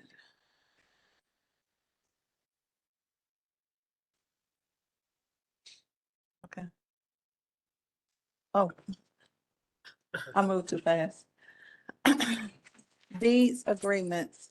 All deeds/agreements must have a legal description. Land conveyed to the NCDOT must be vetted and accepted. So if anything, that's conveyed by any land conveyed to the DOT, basically it has to go through central right away to make sure we can accept it. If the NCDOT will construct and or maintain the right of way, these will need to be conveyed from the owner to the LPA without special provisions that will extend to the NCDOT. After the plans have been received, NCDOT final approvals or final constructions approve the LP will request to be conveyed the right of way to the NCDOT for acceptance. Basically, after plans have been received, NCDOT final, okay, hold on. After the plans have been received, the NCDOT final approvals or final construction approves the LPAs will request to convey the right of way to the NCDOT for acceptance. The NCDOT must accept all right of way and validate the conveyance. So, yeah, I have any questions? Yeah, I know it's a lot of, and I'm stumbling over these words. So basically, they're buying right of way for the department. And that's what's happening. So when the LGA goes and buys right of way, they're not buying it for themselves. They're buying it to associate it to DOT public right of way, correct? And it must be assigned to the department for future maintenance. Okay, and full disclosure, that part is new to me. Okay. So that's why it's not running right for me. That part is new. Keep in mind now, Division 5 is a little different than say like maybe 4 or 6, where in Division 5, basically, y'all want the project, you own the project from beginning to end. So she's speaking about things where the department could, in some other divisions, but will never happen in this one, the division may take over your project from you and run it themselves. That will never happen in Division 5, so don't bother asking. So, but in this case, like the other division. you're doing all the work that's going to become DOT maintained within DOT right of way. That's why this sounds weird to me. Right. Because So this is her first time, so she's not familiar with this. So just keep that in mind. Some of the language may be like, well, DOT's doing this, because in a lot of other divisions, the DOT may take over projects and do it themselves, or do some component of the project and not the whole thing. But y'all bought it, y'all own it. Getting the end. yeah, So it sounds like it has to go from the current property owner to the LPA, then the LPA conveys it to DOT. That's what it says. yes, That's her thing. I have no idea. yes, that's what it's, Eventually, the DOT owns it. Okay. yes, So remember how you. There has to be this interim step where the LPA owns it. yes. We will not take it, we will only take it from your hands. So you get it how you get it, and then you convey that over to us. That makes it ours, if that makes sense. So what's that process of conveying it over to you? Right there. You receive it from the property owner, then it's conveyed from you to the department, from the city or municipality to the Department of Transportation. I don't know. Through what process?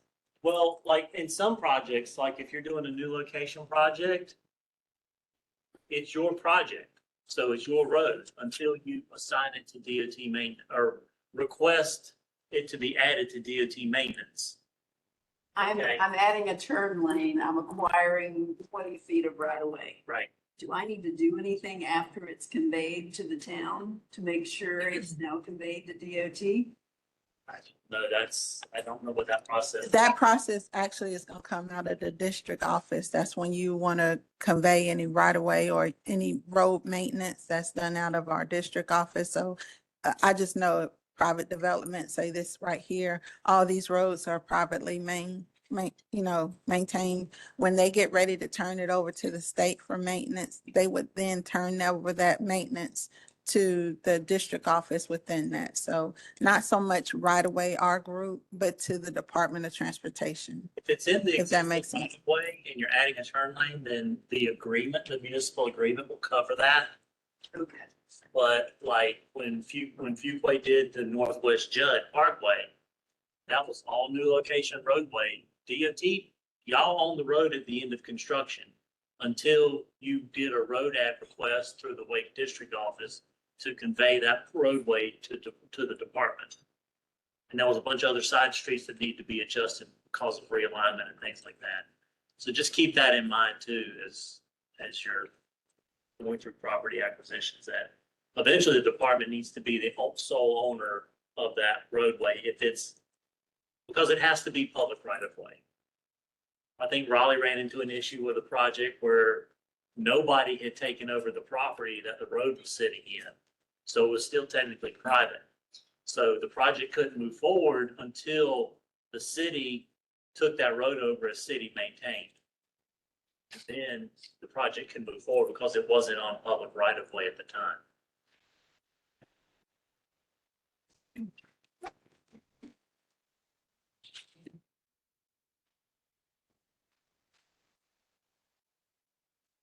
Progress reports and time charges, parcel entry. Sorry.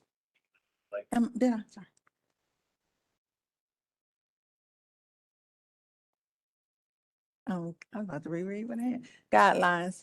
We follow the Uniform Act of 1970. So, and we require adherence if $1 of federal funds is involved in the project. So it doesn't have to be in the right-of-way phase. It can be in the construction phase. Any phase of the project that that federal dollars was used will require you to follow the Uniform Act for the whole project.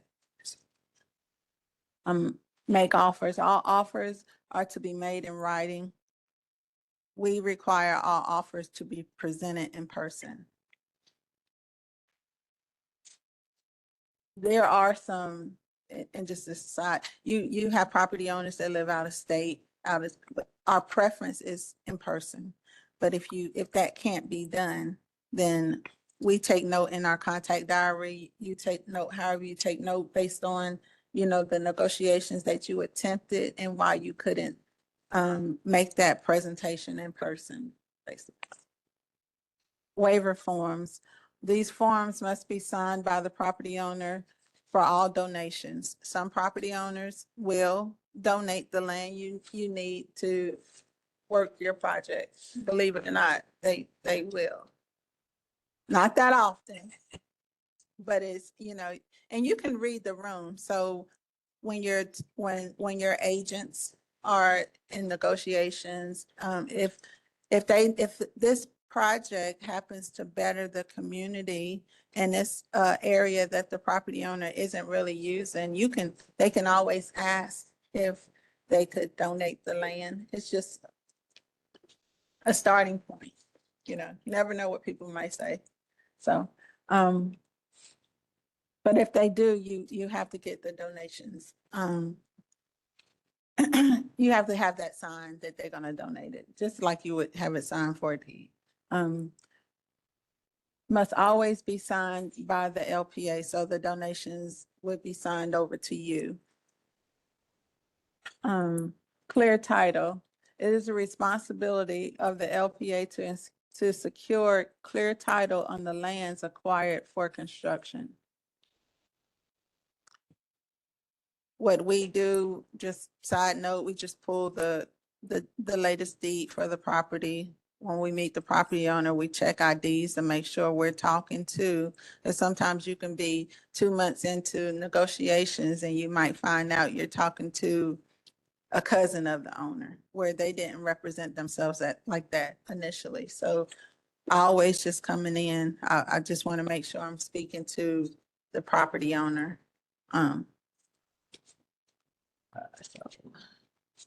Where are those?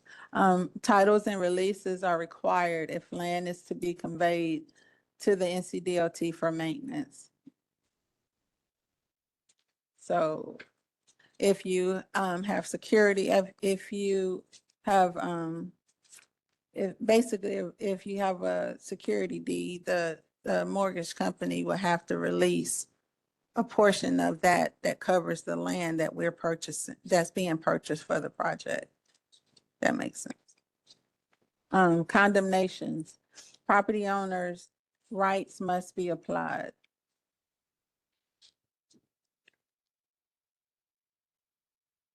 Did I go in the right direction? You said up or you said down? You said down, sorry. I want to keep going back there. Settlements, claims are settled once the owner accepts the approved and just compensation or negotiated amount in writing by deed agreement. Closings, claims are closed once the deed/agreement was the deed is recorded at the courthouse.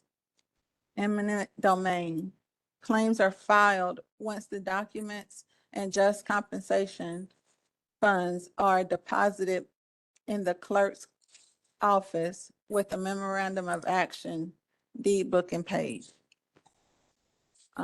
Certifiable claims, once all claims are closed and are filed and the property owner or lien owner has been paid. That last one doesn't come up that often, but anybody has any questions to those? Certification must be submitted. Certification request submission packages. Checklist is available on the Campo website or upon request. Project submissions must take 2 to 8 weeks, to be reviewed. Whenever you have a certification request, yeah, everybody's urgency isn't everybody's urgency. So you may be ready, you might have to wait. So if you send it to us and put that time on your schedule, you should be fine. But you know, if you send it to us and things happen and you have to get something rushed, we rush when we can, but when we can't, we can't. So don't get yourself caught in a bind, waiting too late and not realizing it may take the staff a period of time to review because we don't rubber stamp it. We're going through everything to make sure, because we don't want you to lose your dollars. So we're going to make sure everything is done correctly when it hits our office. So we need the time it takes to get the job done correctly. So we're saying 2 to 8 weeks on that. A face-to-face certification meeting can be scheduled if all right-of-way is acquired. In this day and time, that's not necessary. You can send me anything via email. I'll send you, once it's complete, I'll send that certification back to you. If you want, or if you need to do a Teams call or something like that, we're always here to help along the way. So it's not like you're just dumped in right away. You don't, you get a roadblock, I'll add you to my calendar and we'll sit and walk it through.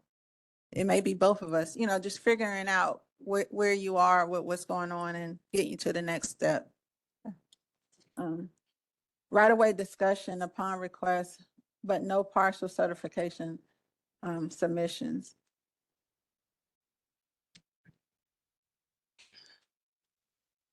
We're gonna adhere to this. On my job, we do partial certifications. We do it for utilities, but on this right here, I guess they're saying the rule is you have to have everything in and then I can certify you. So my partial certifications are like delayed entries, like where you got the certification, but you won't be able to get it recorded until such and such time. So construction wants to move forward before you actually get it signed and recorded. So I guess in this light, that won't happen with these LPA projects. There has been one project in my 6.5 years of doing this that got a partial. It was a lot of extenuating circumstances and a lot of discussions and a lot of meetings to get to that point. It is not worth the hassle. So get it all done and be done. Okay.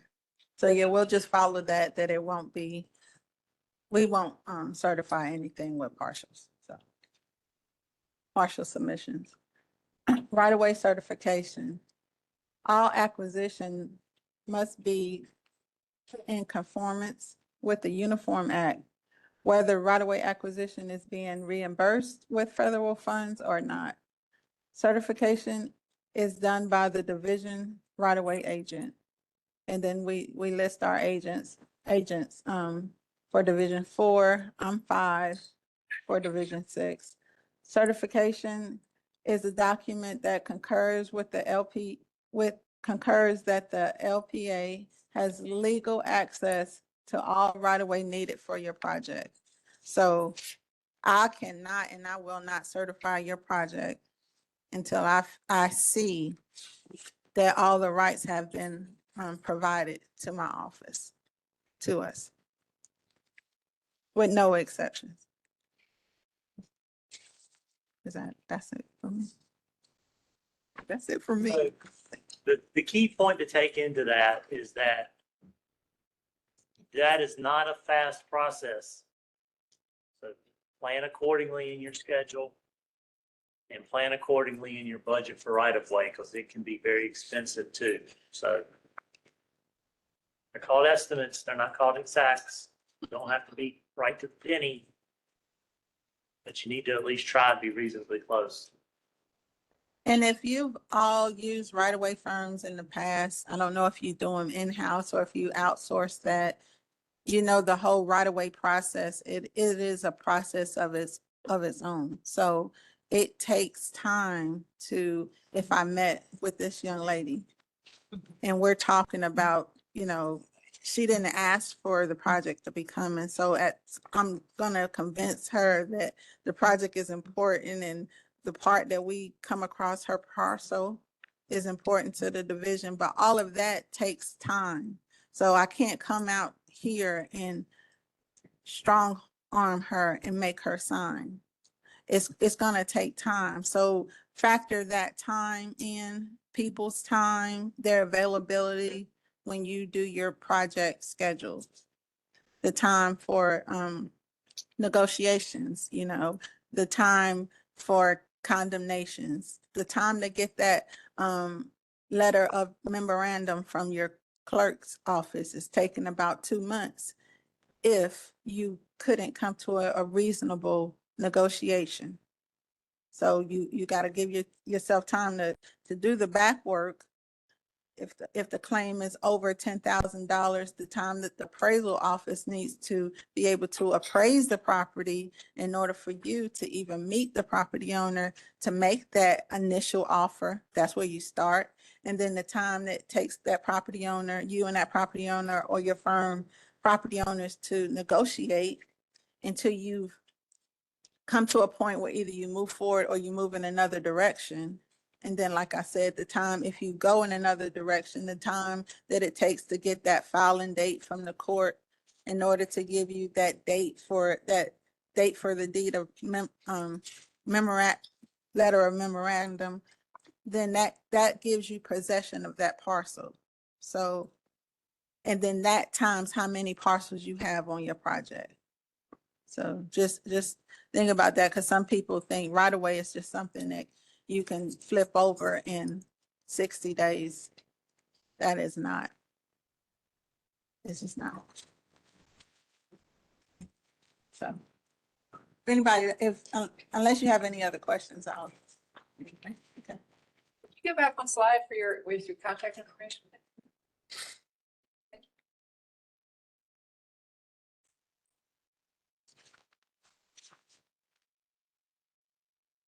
Oh, tell me when. Just the one before. Right there? That one, yeah. Okay.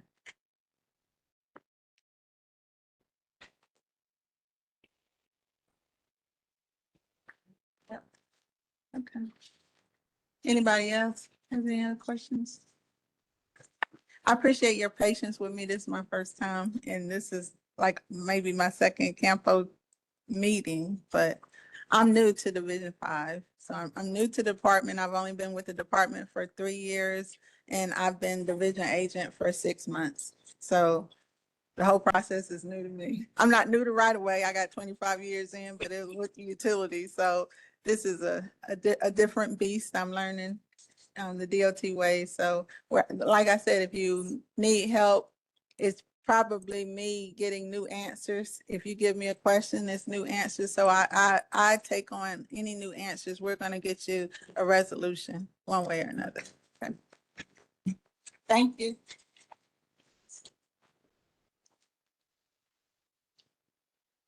Easy. Yeah. It's a lot. Right, thanks. Thank you to our speakers. So hopefully now you have a better understanding of what kind of projects are eligible and what exactly you're signing up for by entering into a LAPP project. And if you're still interested after all that, then now it's time to fill out the application. Has anyone tried to access the application yet? Show of hands. Okay, if you have your computers open, you can go ahead and visit that now if you'd like. The same page where you access the portal is where you also will be able to sign up for your pre-submittal meetings. So the easiest way is Campo LAPP application portal. That should pull it up. You just Google that.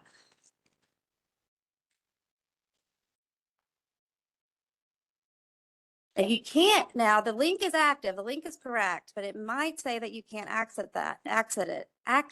it. And that would be because we haven't got your ArcGIS online user account. And so that's what we need. That's what we had, that space on the sign-in sheet. So if you haven't given us that yet, then that link will not work for you. If you have, then it should, but you'll have to you'll be prompted to sign in to ArcGIS online. Does anyone have any questions about ArcGIS Online or setting up a user account? That gets a little confusing. Okay. All right. Now, as I said, on that same page, you should see a Sign Up Genius link for signing up for the pre-submittal meeting. This is a requirement of the application process. You must attend a pre-submittal meeting to apply. And in the application, you will be expected to have completed the following information prior to your pre-submittal meeting. And that's going to be a project description, the problem statement, the project extent, an accurate or realistic detailed cost estimate or project budget, the detailed project schedule. Like I mentioned, we did only require about 1/3 of the milestones in there to be filled out before you could save your application. That was just for the convenience of saving. You do need to fill in all those milestone dates that are listed. And then also a project map and a GIS layers. And then we don't have any parallel route submissions this year, so we don't need to talk about that. One new thing for the project description is that we'll be asking how many parcels are impacted. And so that also, while you're putting together that project map, might just be go ahead to turn on that parcel layer if you have it, and just include that in your map, because you need to take a look at that, because we're going to be really considering that. And when we look at project detail, project schedules. All right, so then you're like, well, what's left? Some things that you don't have to have before the pre-submittal, but you do have to have before your final project are the T's report, which is it's a type of crash report. You'll have to determine your crash reduction factor. There's information. Also, I wanted to direct you to that page because it has our guidebook. Our application is very long and lengthy, and that guidebook will walk you through each question and the resources that you might need to answer those questions. So we have resources for assessing crash reduction factor. The problem statement, you need to flesh it out to the guidelines. You go ahead and put it in before the pre-submittal meeting. We do want a general problem statement. But you need to make sure you follow the CTP NEPA guidelines, which is also in our appendix, and then copy of any other pertinent project information that was not included in the pre-submittal. And those are some examples. And then the submittal deadline is the 2024 of October 31st, but is at noon, Halloween at noon. Okay, noon always gets some people, but it's noon. All right. So It used to be 5 p.m., but in 2015, when my daughter was 3, my wife was really upset because I was late for trick or treating. So we moved it to noon. right. There So you you're all calling me at 9 a.m. to get it in by 12 p.m. instead of calling me at 3 p.m. to get it in by 5 p.m. and eating into trick-or-treating time. So, all right. Once we have your applications, when we score them, we score like mode against like mode. So we don't score biped against roadway because they, as you'll see when we go through the scoring process, they have slightly different scoring criteria. All projects are expected to score at least 50% of the top scoring project for that year. If it's below 50% of the top score, then it's really, it's considered that maybe we use the funding on a different mode because that's a relatively low scoring project at this point, and it might be the funds might be better served on a higher scoring project of an alternative mode. Let's see. Okay, so this is just a general overview. We'll kind of dive deeper into what each of these bullet points mean. But overall, how we score roadway is we have local priority points up to 10 points. We have if it's MTP compliant. We have based on prior funding received by the local agency, and we have modal effectiveness, which we'll dive into what modal effectiveness means for roadway and further along. And then so for bike ped, very similar, except it's MTP or plan compliant, same different things, but modal effectiveness will differ in how we evaluate biped versus roadway. And then transit, exact same thing, except as you see, we'll get into the details of modal effectiveness. So all for a total of 80 points each. Okay, so for local priority, you get to assign, you're given 15 points to allocate to all your projects. You can only give a maximum of 10 points to one project. So if you only submit one project, you can only give 10 points. And I know you feel like those 5 points are wasted, but those are the rules. But if you have 2 projects, you could do 10 or 5, you could do 7 or 8, you could do any combination. And then you have to, obviously, if you're submitting a project, we hope that you'll give at least 1 point to the project. You can't give all 10 points to one, and there's really no reason to do that. All right, MTP or plan compliant. So as we mentioned, roadway should be a first horizon year or second horizon year. If it's earlier, it gets more points. For multi-use path and on-road bike, it does have to be in the MTP. It can't be just a local planned greenway or multi-use path. So then based on where it falls and what tier, you get a different number of points. Sidewalks don't have to be in the MTP, but if they are in a local plan, they get 5 points. And the transit is awarded more for earlier horizon years than later horizon years, whether that's in the MTP or the Wake Transit Work Plan. Priority funding, this is in your appendix of your guidebook. We get population estimates every year. We take the prior 5 years of funding that you received, and then we find out the per capita based on that. And then we break it down, the per capita, determines how many points you get out of the 10 points. So if you haven't gotten any funding in the past 5 years, you get all 10 points. If you've gotten over $200 per person, you get 0 points. So you can see your population estimates and your per capita estimate in the appendix. And so you'll know your prior year points going in.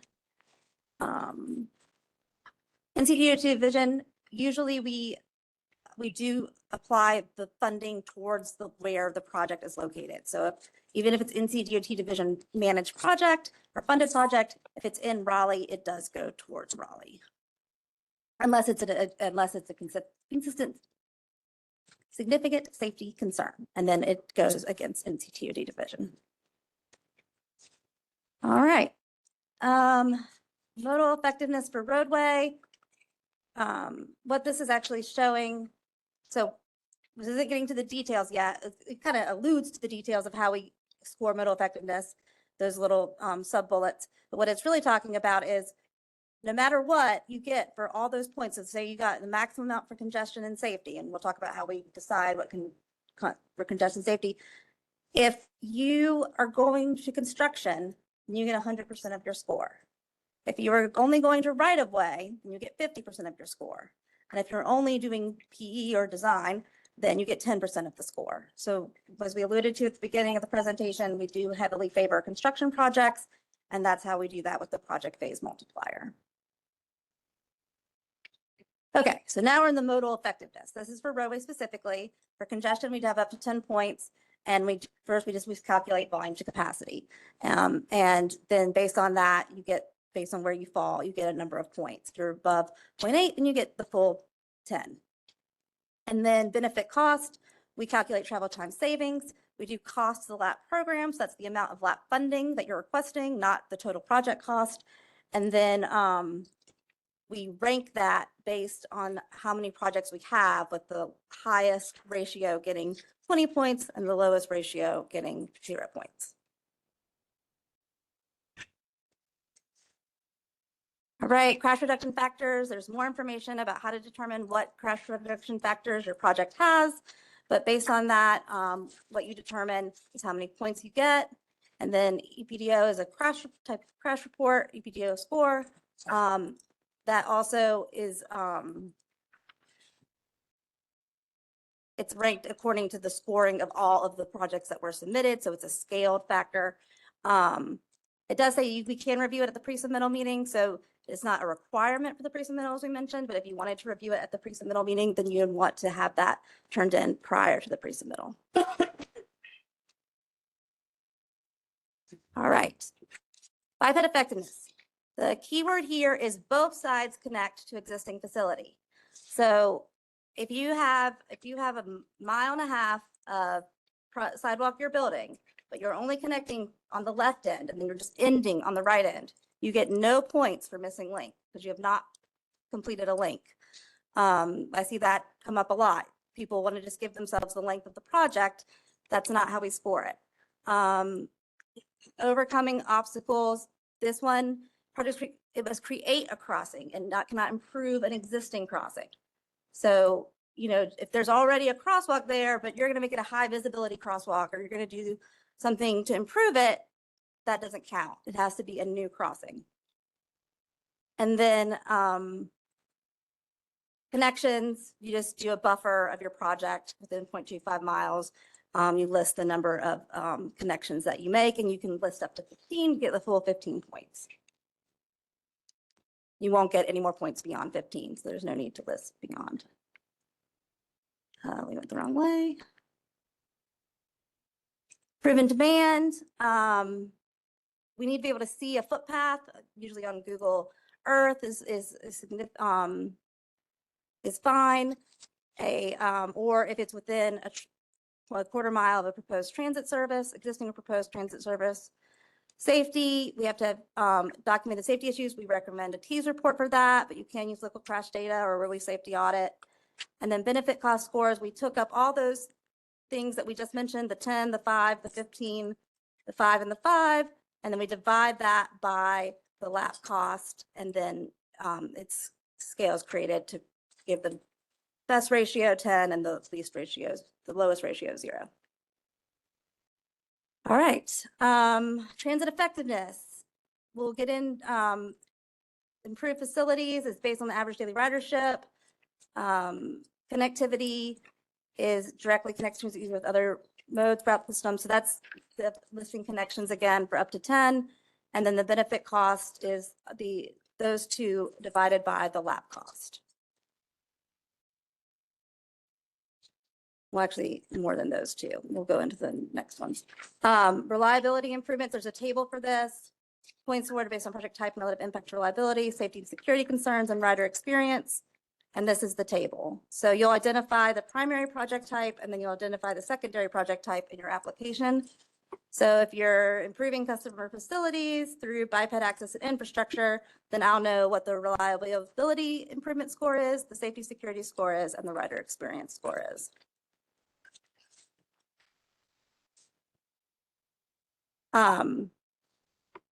This is just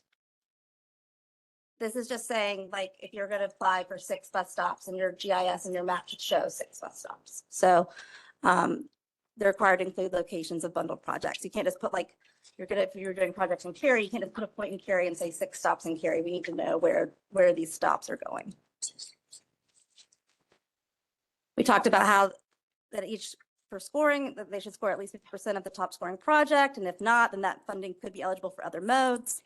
And then, of course, we go through all the scoring process in November, and we have it ready to bring to the selection panel in December.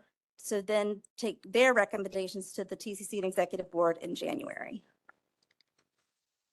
And so the selection process includes, first, we make sure that you actually met all the requirements that we reviewed at the very beginning of the presentation, and the project is actually eligible. Then we look at the project score, and then we meet with the committee for their review and recommendation, and then we have the review and recommendation of the TCC and executive board.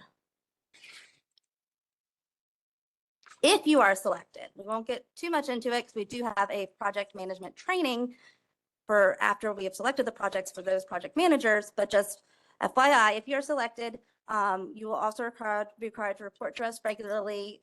For those of you that have active LAPP projects and you know about these new milestone reports that we've been doing on a semi-monthly basis, and then also individual follow-ups on those milestones within the schedule.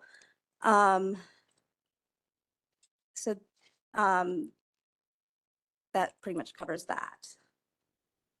Yeah, and we also like to always be aware of like groundbreaking and opening ceremonies, the fun stuff too, not always all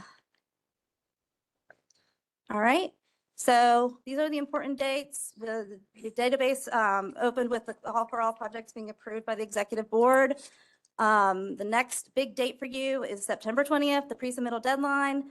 Please go ahead and sign up now. Remember, 30 minutes for every 2 projects. Right now, we have openings on October 1st and 2nd. We are looking at getting a date on the last week of September, but we needed to get some availability. One of our important reviewers was out of town and couldn't give us that until now. And then remembering that Halloween at noon is the project submission deadline. And I believe that is all. Do you have any questions?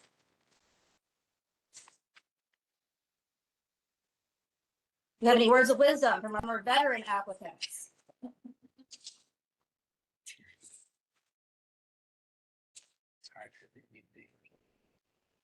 All right, so what is the next thing we're going to do? Sign up for pre-submittals, yes. Okay.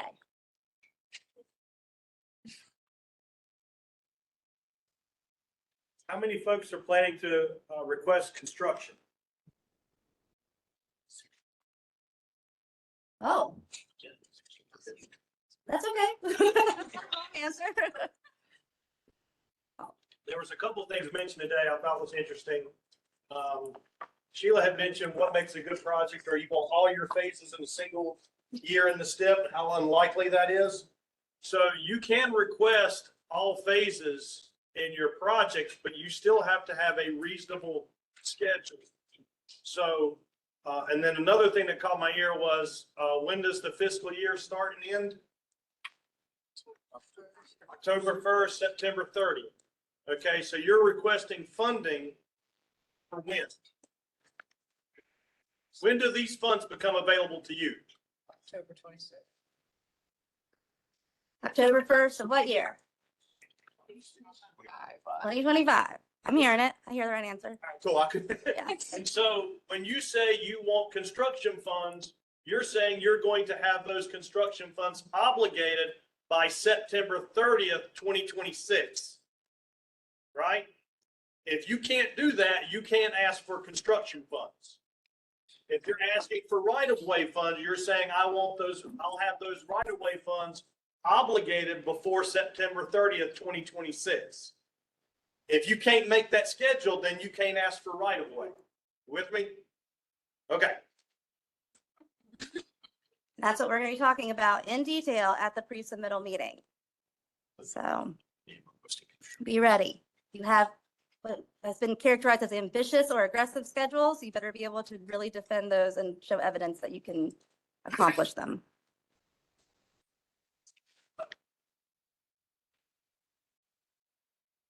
There are no further questions. I think we can adjourn the meeting. Thank you all for coming. I look forward to reviewing your applications. Meeting you at pre-submittal.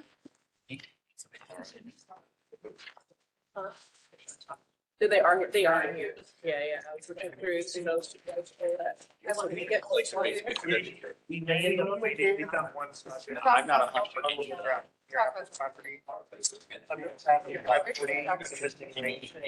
How have you been? Running into each other after all these years. A long time. I feel like we saw another. The conference. Carbon MPO conference. Yeah, and a bike walk. In Wasn't it? Salisbury? Summit. Yeah, yeah, you're right. Missed it a little bit, yeah.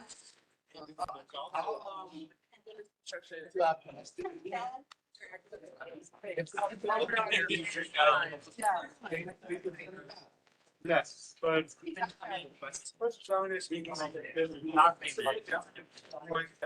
What are you requesting? I was finding. Why do you just? Exactly. It's like. He just built in. I know, sorry. I mean, we got a picture of the.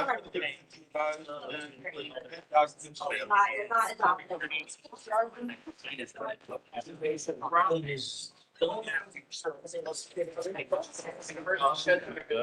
Especially right. It looks a little, there's a DBA. Gotta go pay. That's also. Back at the race. Estimate.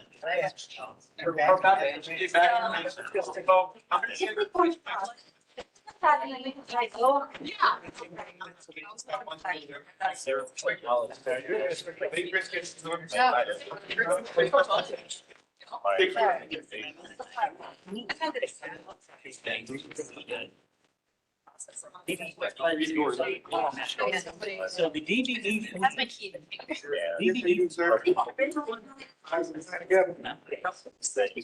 But it's. What?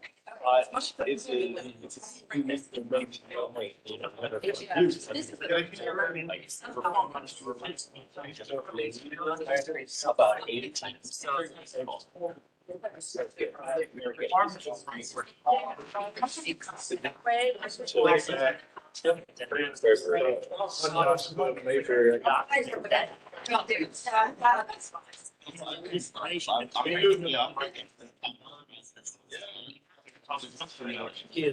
Putting his pretty much every DE. Yeah. So I just passed it out. Because everybody's here.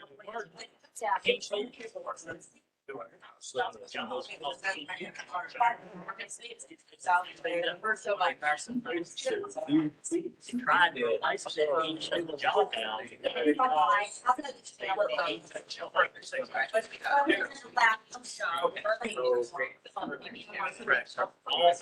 Once again,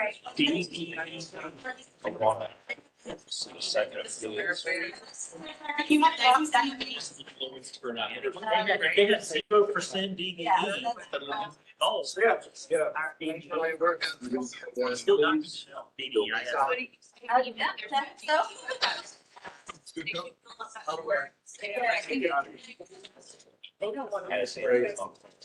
So. We're over now. Yes. Even if it's zero. Yes. They don't. Everything is wrong. We have a lot of.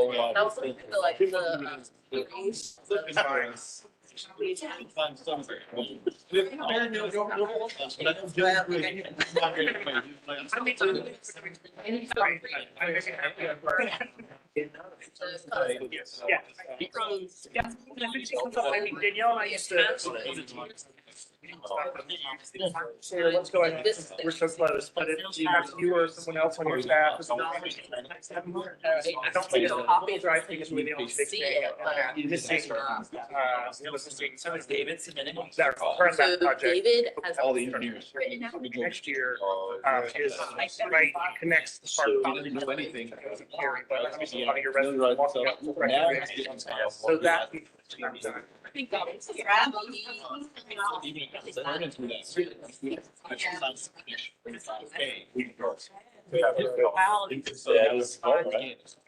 I want to see your. Yes. Going money. Yes.